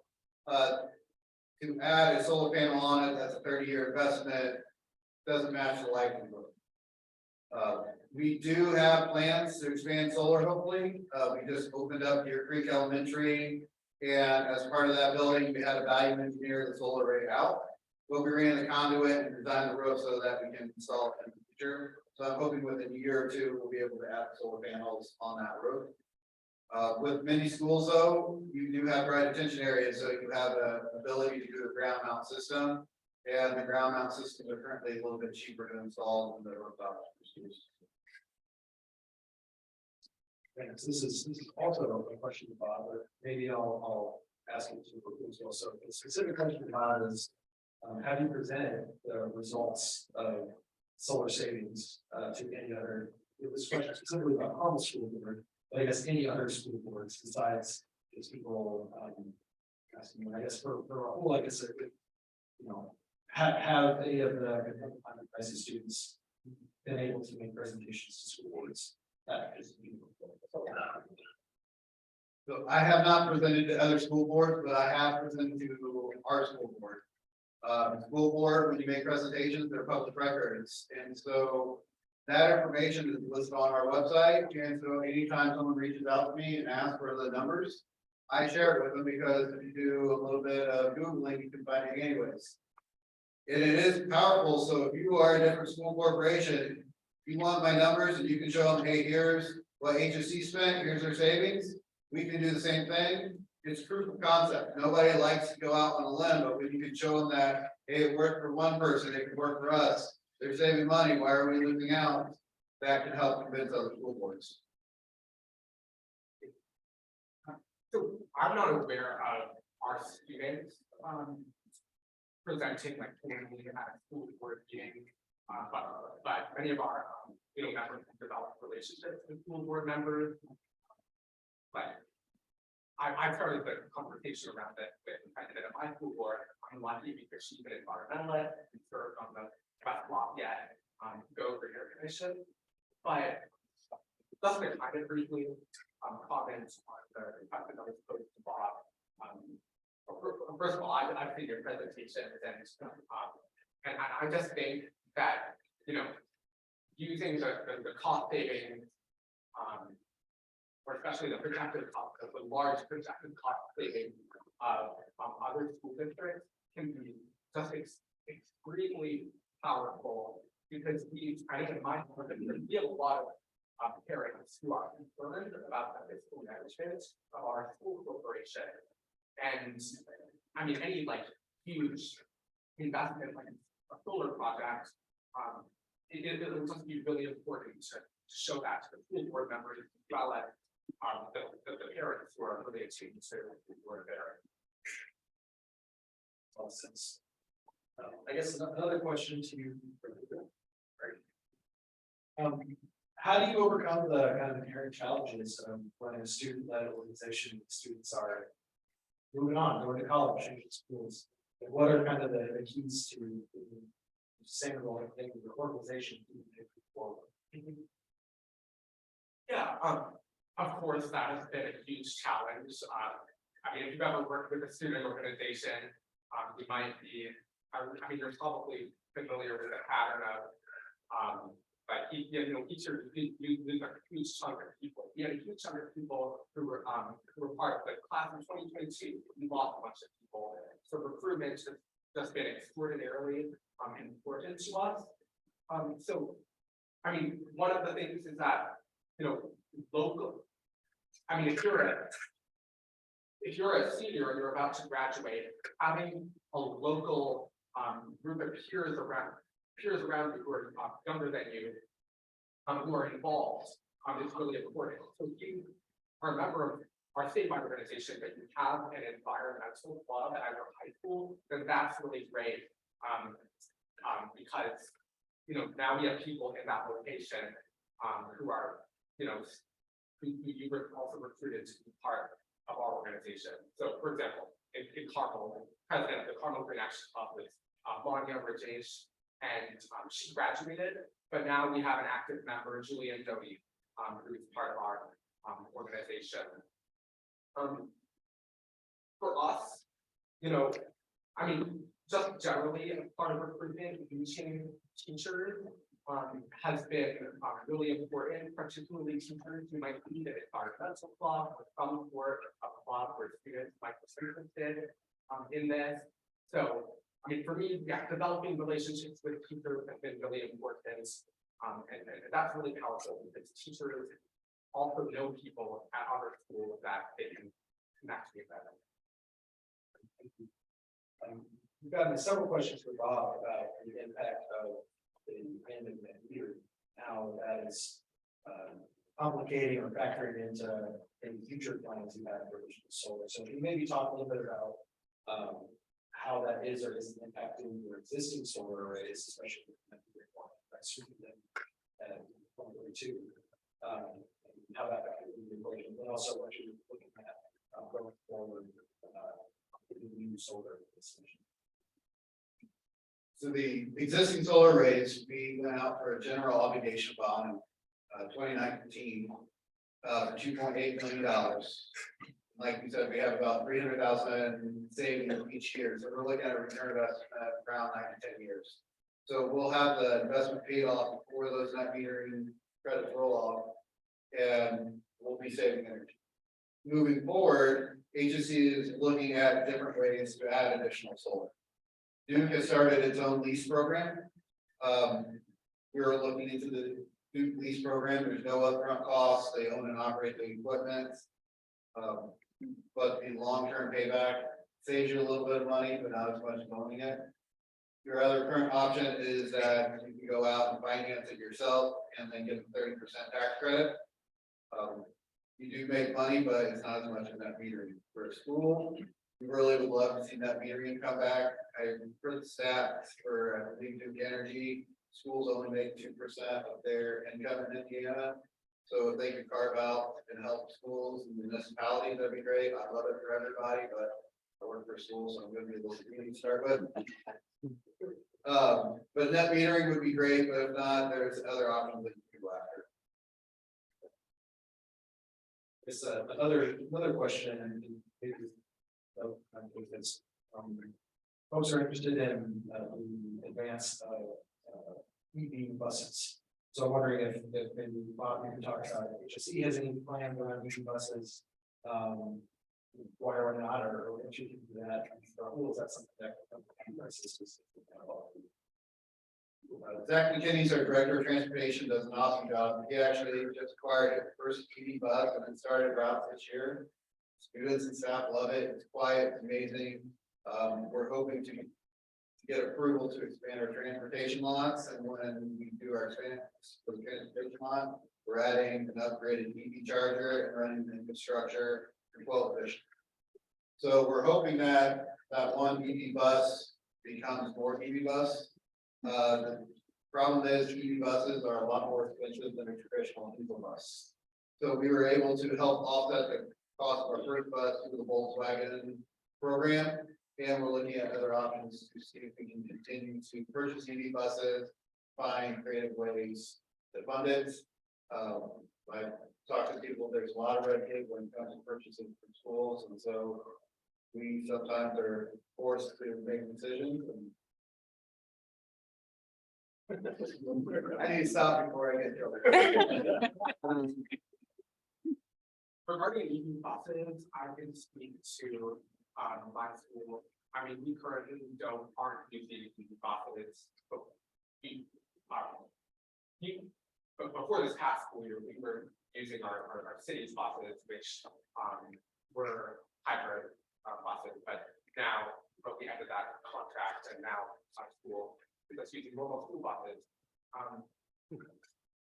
I remember as a member of the Go Greener Commission, just got helping our schools, in an application to one of the programs, I believe in the bipartisan infrastructure law, to help schools get EV buses. One of the concerns was around the maintenance.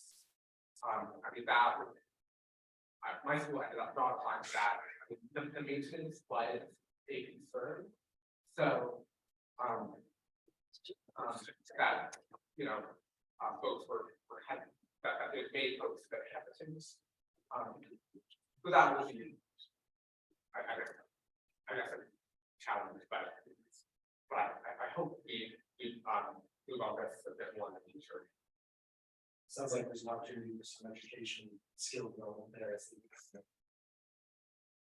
Okay, well, I think we have time for one last question, so I'll end it with the same question that we asked. What is something you're looking forward to around local solar 2023, specifically school related, or just anything else that we're excited about? Thanks, something positive. I just think the progress that has already been made is going to be really helpful in seeing more progress. I mean, we've seen HF do incredible things here.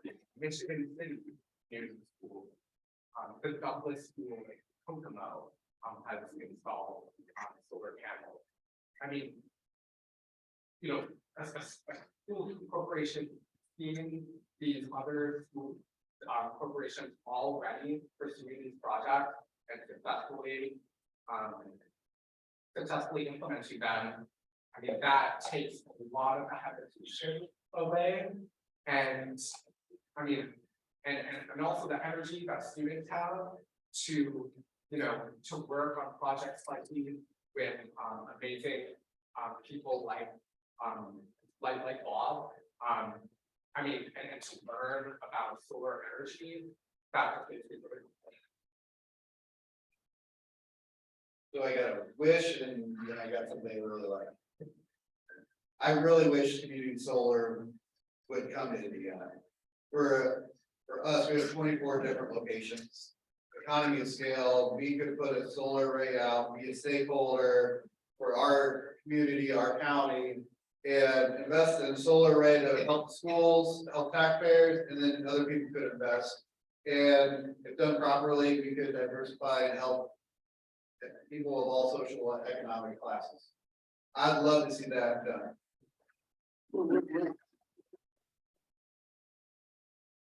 What will eventually get us there is the fact that I'm able to push in to 22,000 students, and what I'm excited about is to see that their passion for renewables, their passion for sustainability, their ability to get a pathway to a trade program or to an applied science. That's what excites me about the future. Is the next generation, I think, is going to make massive changes. Well, thank you to you both. Thank you to everybody for asking such a fantastic question. If you have any question, please email it to us, inteam@solarneighbors.org, and we can try to get a response to you. Okay, so we're going to take a 5-minute break, and then we're going to come back at 3:15. We'll start the last session where we're putting the pieces together. And then we will try to get everybody out of here. Thank you all so much.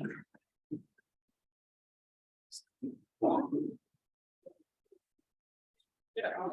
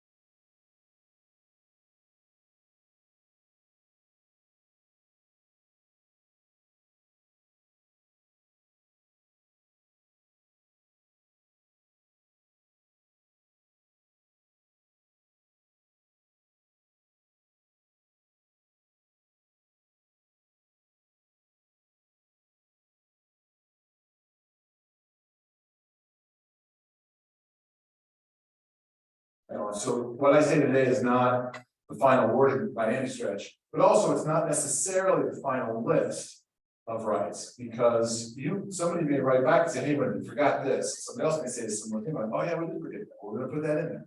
So just for fun, today's list has 10. Imagine that, 10 bill of rights. Now that doesn't mean the final version is gonna have 10, but today's list. So the preamble reflects the notes that are on the window, and then the bill of rights reflects the draft, reflects what you all had in the conversation. So what we're gonna do, I'm gonna read through you each of these pieces, and I'm gonna ask you to raise your hand if you generally support the idea. Not, please don't say, well, I wouldn't use that word, because that word may not be used in the final version. But if you generally support the idea, and I'm gonna ask you to raise your hand.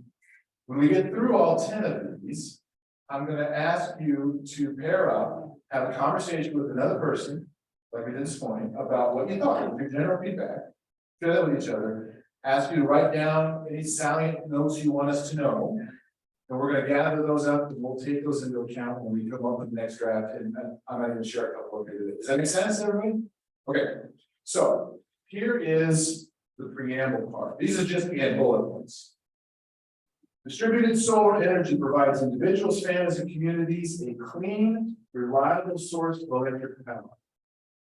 The movement to more distributed solar power represents an exciting and hopeful future that will provide choice, freedom, reduced costs, resiliency, and an improved environment for users. Unfortunately, the current state of public policy in Indiana has created an extremely challenging climate for distributed solar and has failed to take advantage of distributed solar's potential to benefit all Hoosiers. If you raise your hand, if you feel like that's a good reflection of the center of the group. Okay. But anybody disagree? And if you're just the only person, that's okay. We still want to hear from you. Okay, moving on then. This is just the transition sentence. Therefore, in order to create a bright future for all residents, businesses, organizations, and communities in Indiana, we will promote the realization of these basic solar rights for all Hoosiers. That we have the right to, and here's the 10. So we'll start with the first one. Actually, we're going to start with the first two, because if you just listen to the first one, you may not agree. So listen to the first two. First one is generate, consume, and store our own electricity through the ownership and/or operation of rooftop and true community solar system. Actually, no, that is the. I'll read it again. I had that separated into two. It's going to be one now. My apologies. Here we go. Generate, consume, and store our own electricity through the ownership and/or operation of rooftop and true community solar systems. Raise your hands if you agree. All right, raise your hand if you disagree. Okay, moving on. Access financial resources, products, and options that make it possible for people with all income levels to go solar. Yay. Okay, any nays out there? Okay. Eliminate unnecessary regulatory barriers at the local, state, federal, or HOA level to keep people from going solar. Any disagreements? Yeah. Okay. I gotta tell you, the HOA thing, that was a hot topic in the conversation. Lower our usage and increase the efficiency of our electricity. In agreement? Any disagreements? Okay. Receive fair compensation for the electricity our solar systems send to the electric grid that accurately represents the true benefits of solar generated electricity. All right, any disagreements? Okay, well. Actually, I'm starting to wait to respond to the previous one. I tell you what, come talk to me afterwards, because I do want to hear it. But I don't want to open the floor up to a bunch of different comments from you, just because it's going to slow us down in the time. But I do want to hear what you have to say, okay? So Barry's going to talk to me afterwards. If anybody else has any disagreements with past or future ones, come talk to me, but also put it on the card. Okay? Great. But I'm glad you raised your hand up, because it's important. If we have different opinions, those get raised. Participate in competitive markets that represent the true value of the solar energy our systems produce.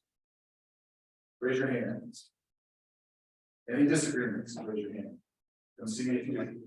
We'll write it down. Okay. Access accurate information that helps us become educated about distributed solar energy. Any disagreements? Okay.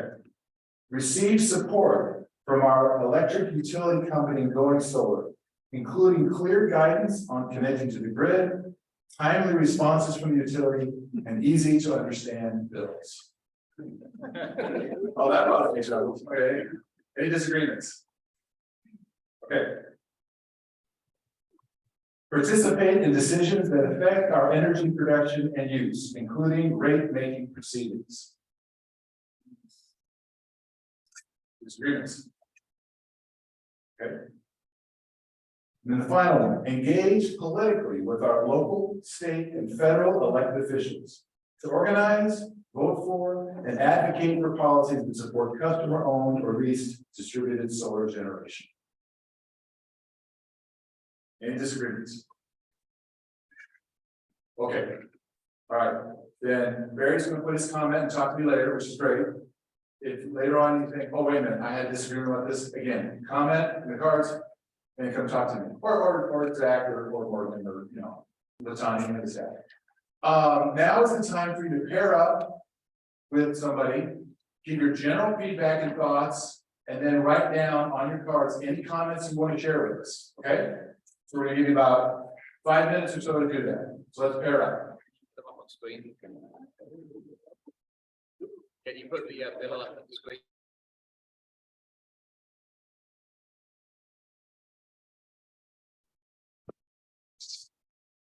Okay, everyone, we're muting the main stage while we can discuss here on Zoom. So feel free to unmute yourself or you can drop into the chat. I see Michael's dropping into the chat already. I'll drop the questions into the chat, but we're talking about what do you think of the preliminary list of Bill of Rights that Dan shared. I know it might have been hard for some folks to hear. We will share it afterwards, so I'm sorry if it was difficult for you to understand, but what do you think of those? Do you have any thoughts on other things that you think should be included and any other feedback you have first on staff as we put together this preliminary solar Bill of Rights for Indiana? And again, we'll be taking all this feedback and then we'll share again and get more feedback. So it's in no way in a final form, but would love to hear thoughts, and I'll drop that into the chat as well. Feel free to unmute if you'd like, or drop into the chat, whatever you're comfortable with.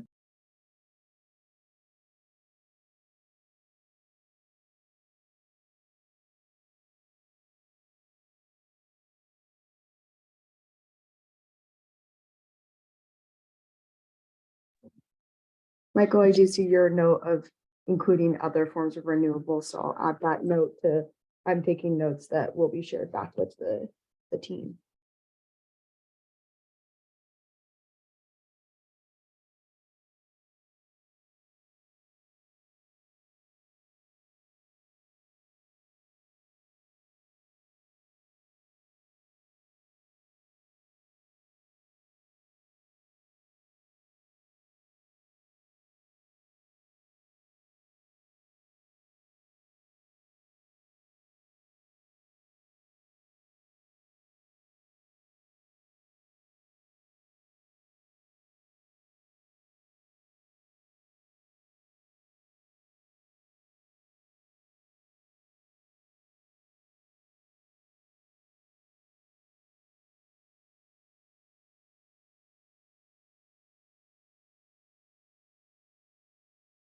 I'll add that too. I like that. Yeah.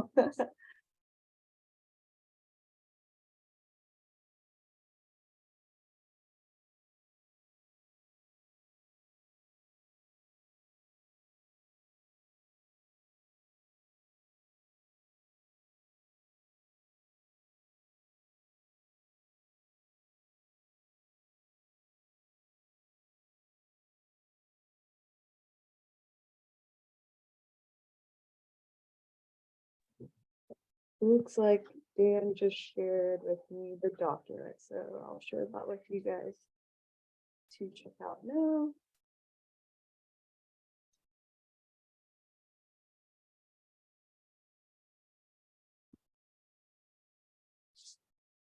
I just dropped into the chat what Dan shared with everyone, so if you couldn't hear it, that gives all the 10 tenets of the Solar Bill of Rights.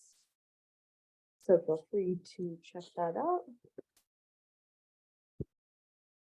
And then let us know if you have any thoughts. Oh, this doesn't look good. I like this. I want this a little different. And we'll add those notes.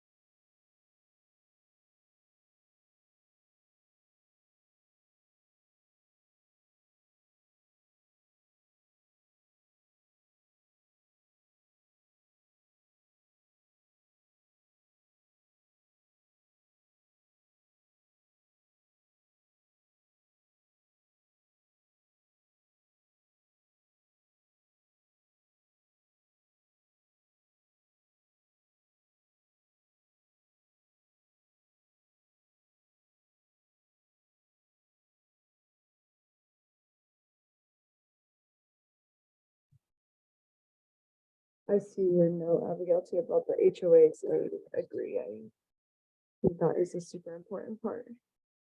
Michael, I'm reading yours right now.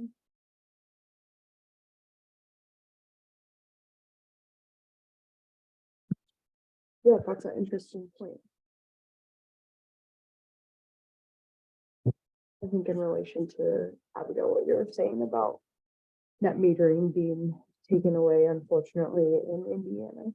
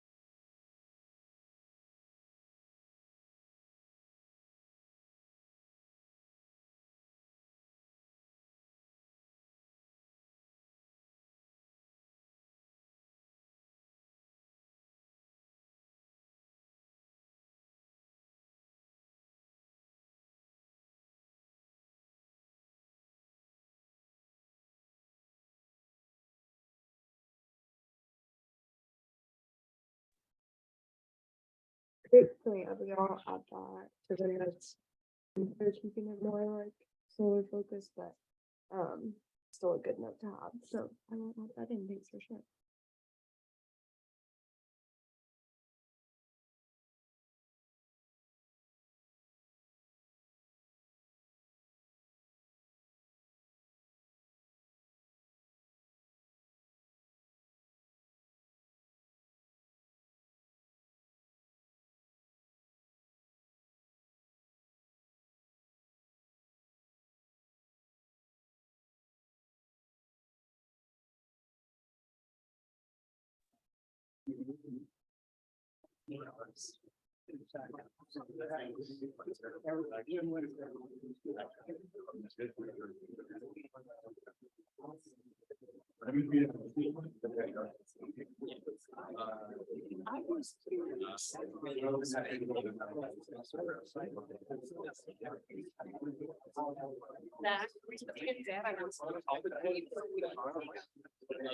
Yeah, I think on the middle cards, Zach, come around, Zach, grab those.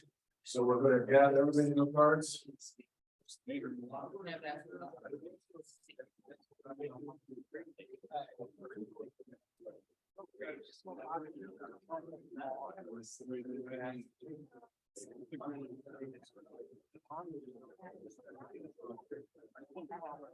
got any no cards, hold them up. You got it, come around there.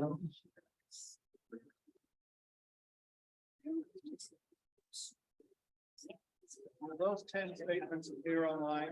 Will the 10 statements of the Bill of Rights appear online? I'm going to talk about that. Yes, good question.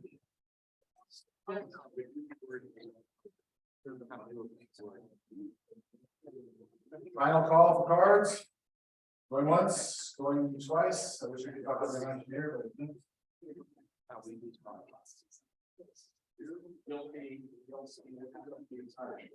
Okay, wonderful. Oh, we got one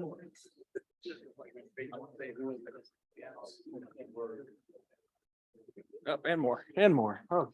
We've got some time, so I'm gonna go through these cards, just give everybody a sense of what the conversations and objections were. The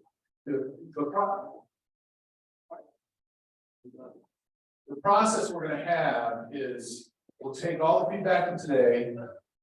We'll start to work on the next draft. You'll receive an evaluation form, you know, every gathering does an evaluation, looking for your feedback. Well, one of the questions on there could be, do you have any other feedback on the solar bill of rights? So for the introverts among us, you'll have a chance to sort of ponder this and then give written feedback later.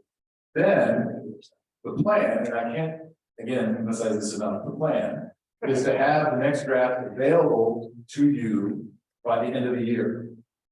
We'll send that out. We'll give you a couple weeks, maybe something like 10 days, something like that, to send feedback to us again. So you have 2 more shots at giving us feedback about this. Once we get that feedback in, say, mid-January, for example, we will go and we will put together the final version of the Bill of Rights. Then that will be probably promoted, I think we said like mid to late March, something like that, maybe. I don't know. Sometime in the early spring. We're going to try to get that out publicly. Release it, promote it with everybody, legislators and solar enthusiasts and people who don't like solar or whatever. We're going to get it out there. To this gentleman's question about will it be posted online? Yes, we will. When the final version is done, we will post it online.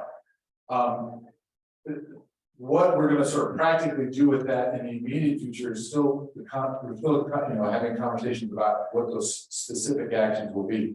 But generally speaking, as I said at the beginning of the day, these Bill of Rights will form the direction, set the direction for future work of Solar United Neighbors and the policies that we are trying to promote and the work that we are trying to do at the state, local, and federal, well, state and local level.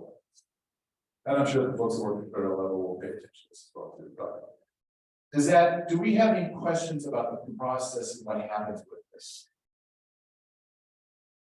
Okay, think of something later, let us know. Okay, so here's some of the feedback we got.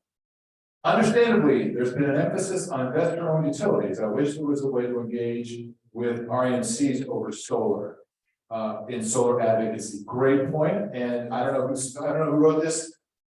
We are working right now directly with 2 RMCs. What's yours? No, not Clark County, but that doesn't mean we couldn't in the future. Yeah. So we are working right now with Tipton and with Tipmont and Boone RMCs. So and some of the folks that are here today, Ben and Allison, our folks, our RMC members at Tipmont, and they are working with us in the Boone group here. Zach, anybody from the Boone group here? They were okay, great. So keep in touch with us. Let us know what's going on. I think several items listed are already in effect, and I think several should be combined. Good point. That's the kind of wordsmithing that we're going to have to do. So thank you. Share information on both positive and negative effects, if applicable, of going solar, and have ways to mitigate excessive costs pertaining to any negative impacts for low and middle income earners. Yes, we do want to certainly be sensitive to those points for middle and low income earners. And yeah, the information sharing, we'll see. The preamble is part of that, and so there may be accompanying materials with the Bill of Rights. I don't know, but certainly, and this is another thing that I found really interesting in the discussions you all gave us, the notes, is how many people talked about lack of information as a barrier. I thought that was a great point, and I didn't expect it to come up quite so much, so certainly we need to address that. Rather, and this was Barry's comment, rather than lowering electricity, emphasizing raising energy efficiency and increasing electrification. Thank you, Barry, for that. Add metering to number 8, right number 8, and IRP to right number 9. So we will look at that. That's great feedback. That was from Mike. Thank you, Mike. Change rooftop to solar installation, something so that it is more inclusive, including ground mounts. Wonderful point. Thank you. Suggested addition statewide. We need more workforce training available to anyone who wants to go solar, to work in solar, excuse me. More workforce training available to anyone who wants to work in solar. Access to jobs and workforce training should be in the Bill of Rights. That came from Rahul and whoever Rahul was talking. So thank you. That's wonderful. Well done. Appreciate that comment. We'll be sure to put that in. I think the HOA language is very important. This came from our Zoom folks. So thank you folks on Zoom. I don't know that we acknowledge you all. I know we have some, but I want to do that now. The folks, we had 20 of them participating on Zoom. And they've been giving input. So thank you to folks on Zoom. I think 2 rights referred to compensation could be combined. The last one can speak more to the lobbying financial power of utility companies overriding our ability to reach our government. Excellent point. Thank you. Interesting to see the school solar. Oh, these are general feedback. Okay, I'll say that because that's more general feedback today. So thank you for that. But whoever wrote this, I encourage you to put that as a feedback form. Yes.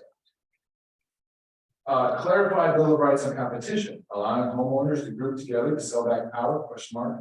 Introduce choice between utilities to oppose monopolies, question mark. Light regular breaks between, oh, this is more general feedback, I'll say that for something else. One of the things, and this is a conversation for maybe another time, but I'd be really curious to hear people's thoughts. Because some of the stuff that we got discussed today, some of the feedback we got was about customer-owned, distributed rooftop ground mount solar. And some was about the electrical system. Now, obviously, those two are connected, but they're not necessarily identical. So it's always interesting to me to see in a solar Bill of Rights, what of the general grid stuff needs to be included in that. Does that make sense? So I'd be curious, just personally, any thoughts you have on that. What happens with the Bill of Rights after today, which we addressed? Who all remains involved other than the Sun and those who were here or represented here? That last point's a good point. The folks who show up are the ones that have the input. What can I say? So we're not going to be sending this out to everybody who is on our mailing list in the drafting stage. So you all are here. You're the ones that showed up. You're the ones that took the time. We're glad you're here. You're the ones that are giving input. But I got to tell you, this is a pretty good cross section of the folks that we work with. So I'm not too concerned about not being representative of the wider group. What is the goal for the solar Bill of Rights? We talked about that. Way more info as I leave than when I came on. This is more general. The Bill of Rights, overlap rights we already have. That is true. Several of these are not rights. Access legislators are already available. Focus on positive rights. Thank you. Good feedback over that. And then, this is a comment I got in 2nd grade, in high school, and in college. Reduce number of excessive words. I hardly disagree with that. All right, so thank you all. We got in terms of this section, we got maybe 3 minutes left. Is there any general comments anybody's just burning to share with the group that they haven't heard yet?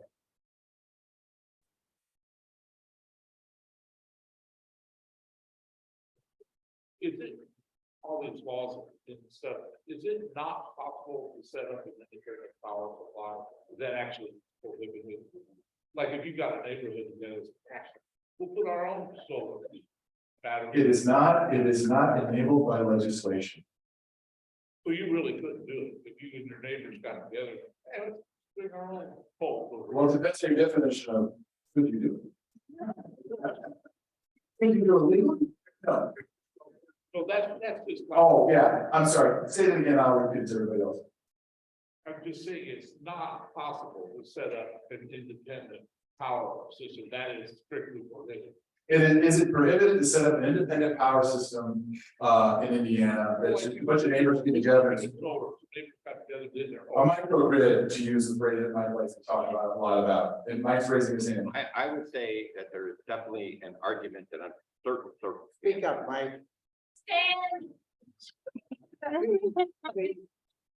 I would say that there is definitely a credible legal argument that under limited circumstances, that right does exist under Indiana law, under specified circumstances. But there is no doubt that anybody who did it would get sued to test whether or not existing law does in fact permit it under the particular circumstances. You have a legion of lawyers on you if you don't do it. Oh, yeah.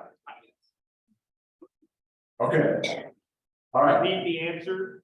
Yes. For the Zoom people, repeat the answer. Oh, there is according to Mike Mullet, there is a credible argument to be made that a microgrid, a small collection of folks getting together to create their own electrical system, is allowed under limited circumstances in Indiana law. However, if anybody was to do it, they would immediately be challenged by the utilities and sued in court. Is that a fair description, Mike? Okay. Yes. Thank you for reminding me to do that. I'm really comfortable with uncomfortable silence. Any other comments? Okay, well, yeah. I wrote my card and just to get it handed in. I would just encourage you to include in the wording the right to. Sure. Yeah, but give me your card, so remind me to do it. I was just gonna do it later. You kept pressing for feedback. That's all right, more feedback better. All right, I'm gonna turn this back over to Zach. Thank you, everybody, for participating.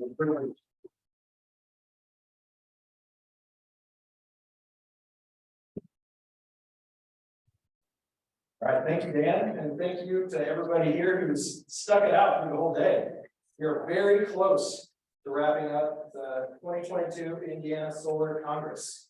All right, so now that we've kind of covered these basic principles, these building blocks, as a solar Congress, are we in agreement that today's discussion and the principles we just outlined will form the foundation of Indiana Solar Bill of Rights?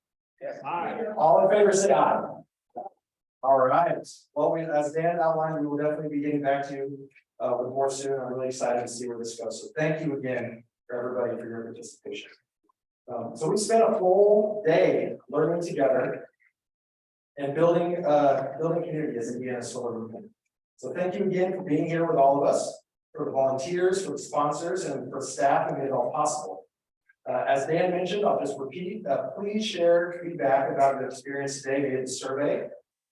We'll be sending it out via email. You can also access it in the QR code that's on your agenda. And we'll also, we'll also send it out via email.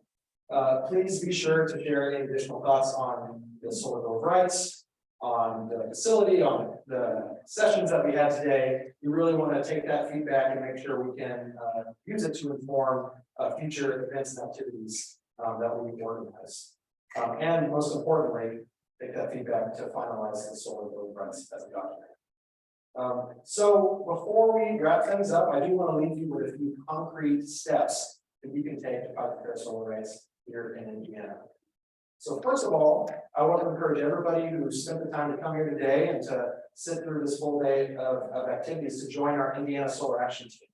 So the Indiana Solar Action Team is kind of the tip of our spear for our solar movement here in Indiana. It's the best way to stay informed about local solar policy and to build skills as grassroots advocates, as well as to learn how you can fight for solar rights in your community. So if you want to join the Solar Action Team, if you're interested in learning more, you can check out the Solar United Neighbors table in the back of the room. We have a flyer with more information, a link where you can go to join, or just asking the Zoom staff that we can talk more about that. Second, I want to encourage everybody to join Sun's Media Network.